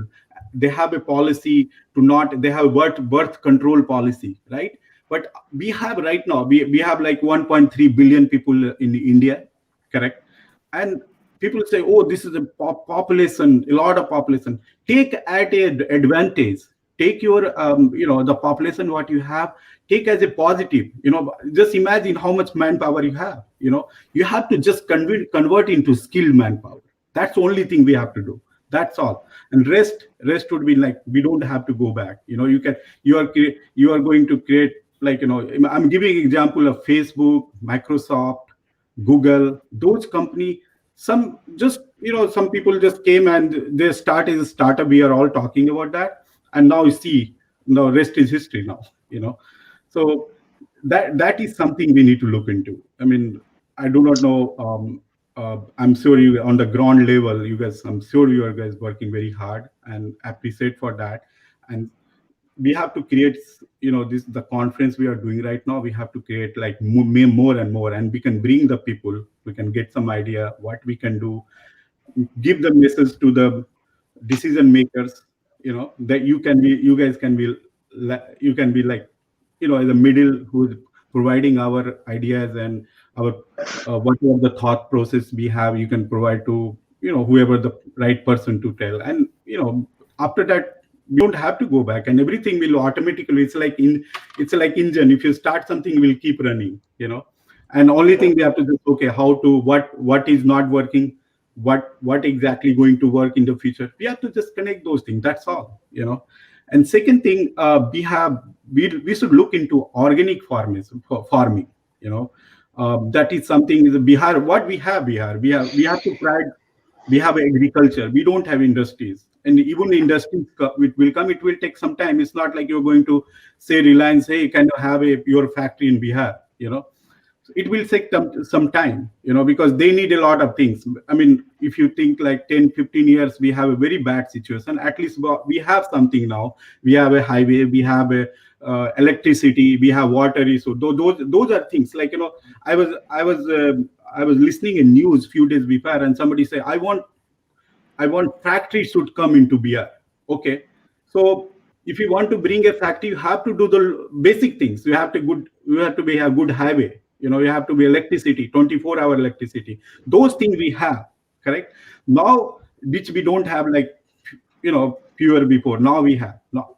Now we can start, thinking about that, like, bringing the factories and, all kind of manufacturing units and all that will become. That's not a issue. But definitely it will be there if you have the right support and right decision making. We have to brand our products like what we have. We have, let's say, giving example, we have, if you go to the food sweets, anarsa, peda, maner laddu, those kind of things. We are in United States, we are getting mathura peda from Haldiram. Why not is coming from Bihar? Because I think that's something we invented, I believe. Those things have to, we need to brand our product. It's something we are missing for many years. I'm getting khaja from Gujarat, and the khaja is from the the place called Silav, and we get all the khaja. I think we invented khaja and all. We have to call, I mean, Hindi mein we say like chuda, right? Those things we have to arva rice. These are the things like we should look into it. And we have to brand arva rice. I brought from Patna and give it to some of my neighbors, and they like keep asking me when I have another another dinner at your house, So those things we have to look into. These are our brands, and we have to promote that. I mean, China is very successful because they are promoting their brand, right? So this is something we should look into. And again, if we are trying to solve a issue, we have to go to root cause of the issues. When we go to the root cause of issues, then we figure it out where we are lacking. And I think you guys doing extremely good job to connecting the things, bringing people together, bringing their idea. Because we all separated. I mean, maybe we have millions of Biharis in United States, but we don't have any platform. I mean, we have other platform. We have people from Hyderabad, they have a platform. People from Tamil Nadu, they have a platform. People from Gujarat, they have. I mean, they are all Indian. We feel proud about that, But we have to do something, because if we come forward, I think we are going to change if Bihar will get success, India will get success. I mean, wherever go into India, we have the IS officers, doctors, professors, engineers, scientists, and we talk about the sports now. If we are looking into every year, we're having 2 to 5 MS Dhoni. And we feel proud about that. So yeah, I think these are the thought process we have, and just I like to bring on the right platform, and from where you guys can help and we can work together. I think we should take it to next level. Sure. Thank you so much, Vinayji, and it was great meeting you and then listening to your thoughts. And we hope, I mean, we need to share more, and we will share you what BA has done more in the past, and how we are moving and what is our plan. Obviously, we would like to have and request you to provide, to guide and involve more. And again, thank you to Satyanja sir also, and I thanks on behalf of BA. I thank all the speakers, right from Dr. Abhishek, Saurav to Smita Purushottam ma'am, and I will just give you an example of Smita Purushottam ma'am. I met her in Delhi, and some person introduced me, and then she came to Bihar Entrepreneurship Summit in 2018, 21st March. Every 21st March we do Bihar Entrepreneurship Summit. So she was one of the speakers there, and the governor of Bihar was also there as the chief guest. So she came to BA office the next day, and I went to Darbhanga to take some American entrepreneurs to see the what do you call that, Makhana lakes and talab, how the seeds are sown and all. So Ben was there and Sarah was there, so they were my good friends. So I took her, and ma'am went to the BA office the next day in my absence. And then what she did, and she was so happy, she donated 2 lakh rupees, and she came to our advisory board. She got involved. She started guiding, कि अच्छा ये करो, ये नहीं करो, ऐसे करना है, हमें टेक्नोलॉजी में ये लेके जाना है, emerging technologies workshops में, and things started. तो पता नहीं था कि मैम कौन है, and we were not knowing, and she get involved. तो इसी तरह से ये अभी Bihar global summit we just tried and we planned. I mean, 1 month हुआ, and then things started, and अभी आपसे मिले, सत्यंजा सर से मिले, विवेकानंद सर से मिले, या जितने भी लोगों से आज मिले, मतलब सब लोग न्यू हैं. बहुत लोग आज रशिया और जोहानिसबर्ग से जिन लोगों ने रजिस्टर किया वो नहीं आज शायद आ पाए.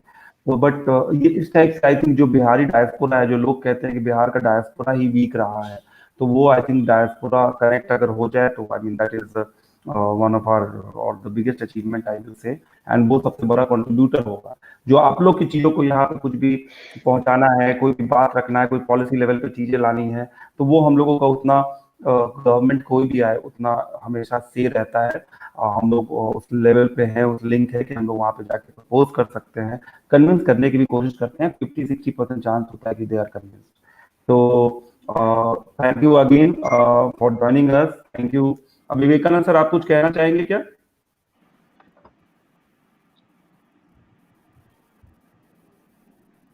माइक ऑफ है शायद.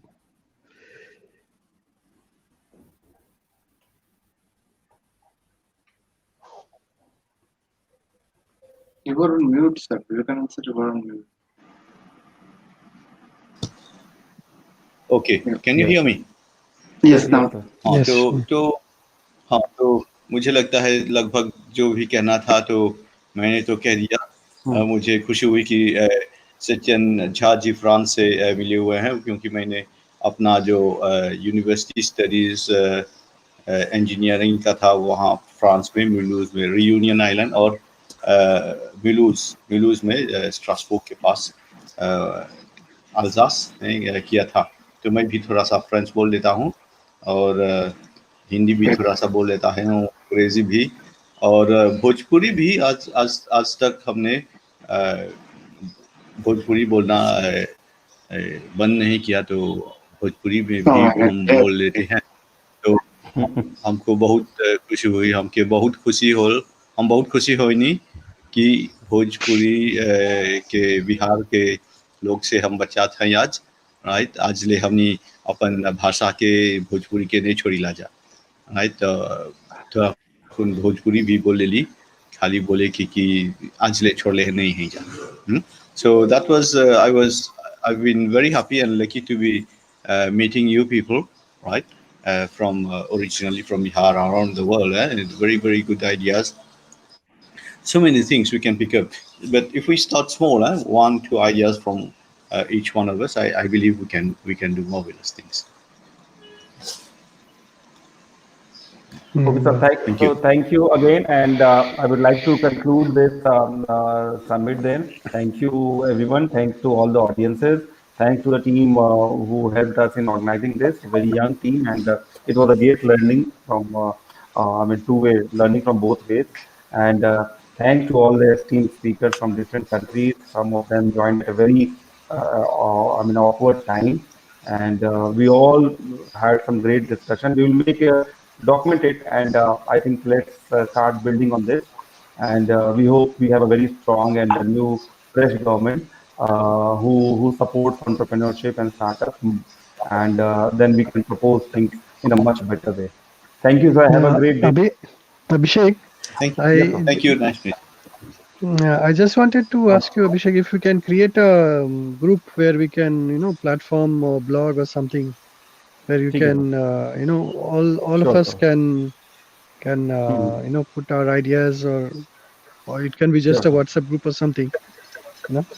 I think WhatsApp is बढ़िया, WhatsApp blog is much more concrete thing. Because WhatsApp group sometimes becomes like we have created a number of WhatsApp groups, and then somehow the interest goes lesser. And so if we write blogs or something like that, I think that is great. That is my personal idea. So let me discuss with the team and discuss with you also, that we can take things further. Okay, great. Thank you so much, sir. Thank you, everyone. Thank you, Vinay. Thank you, Vivekanand. Thank you. Thank you, Sachin. Thank you, sir. Thank you, everybody. Thank you. Okay, bye. Congratulations, BEA. All right. Thank you, sir. Thank you so much. Thank you, sir.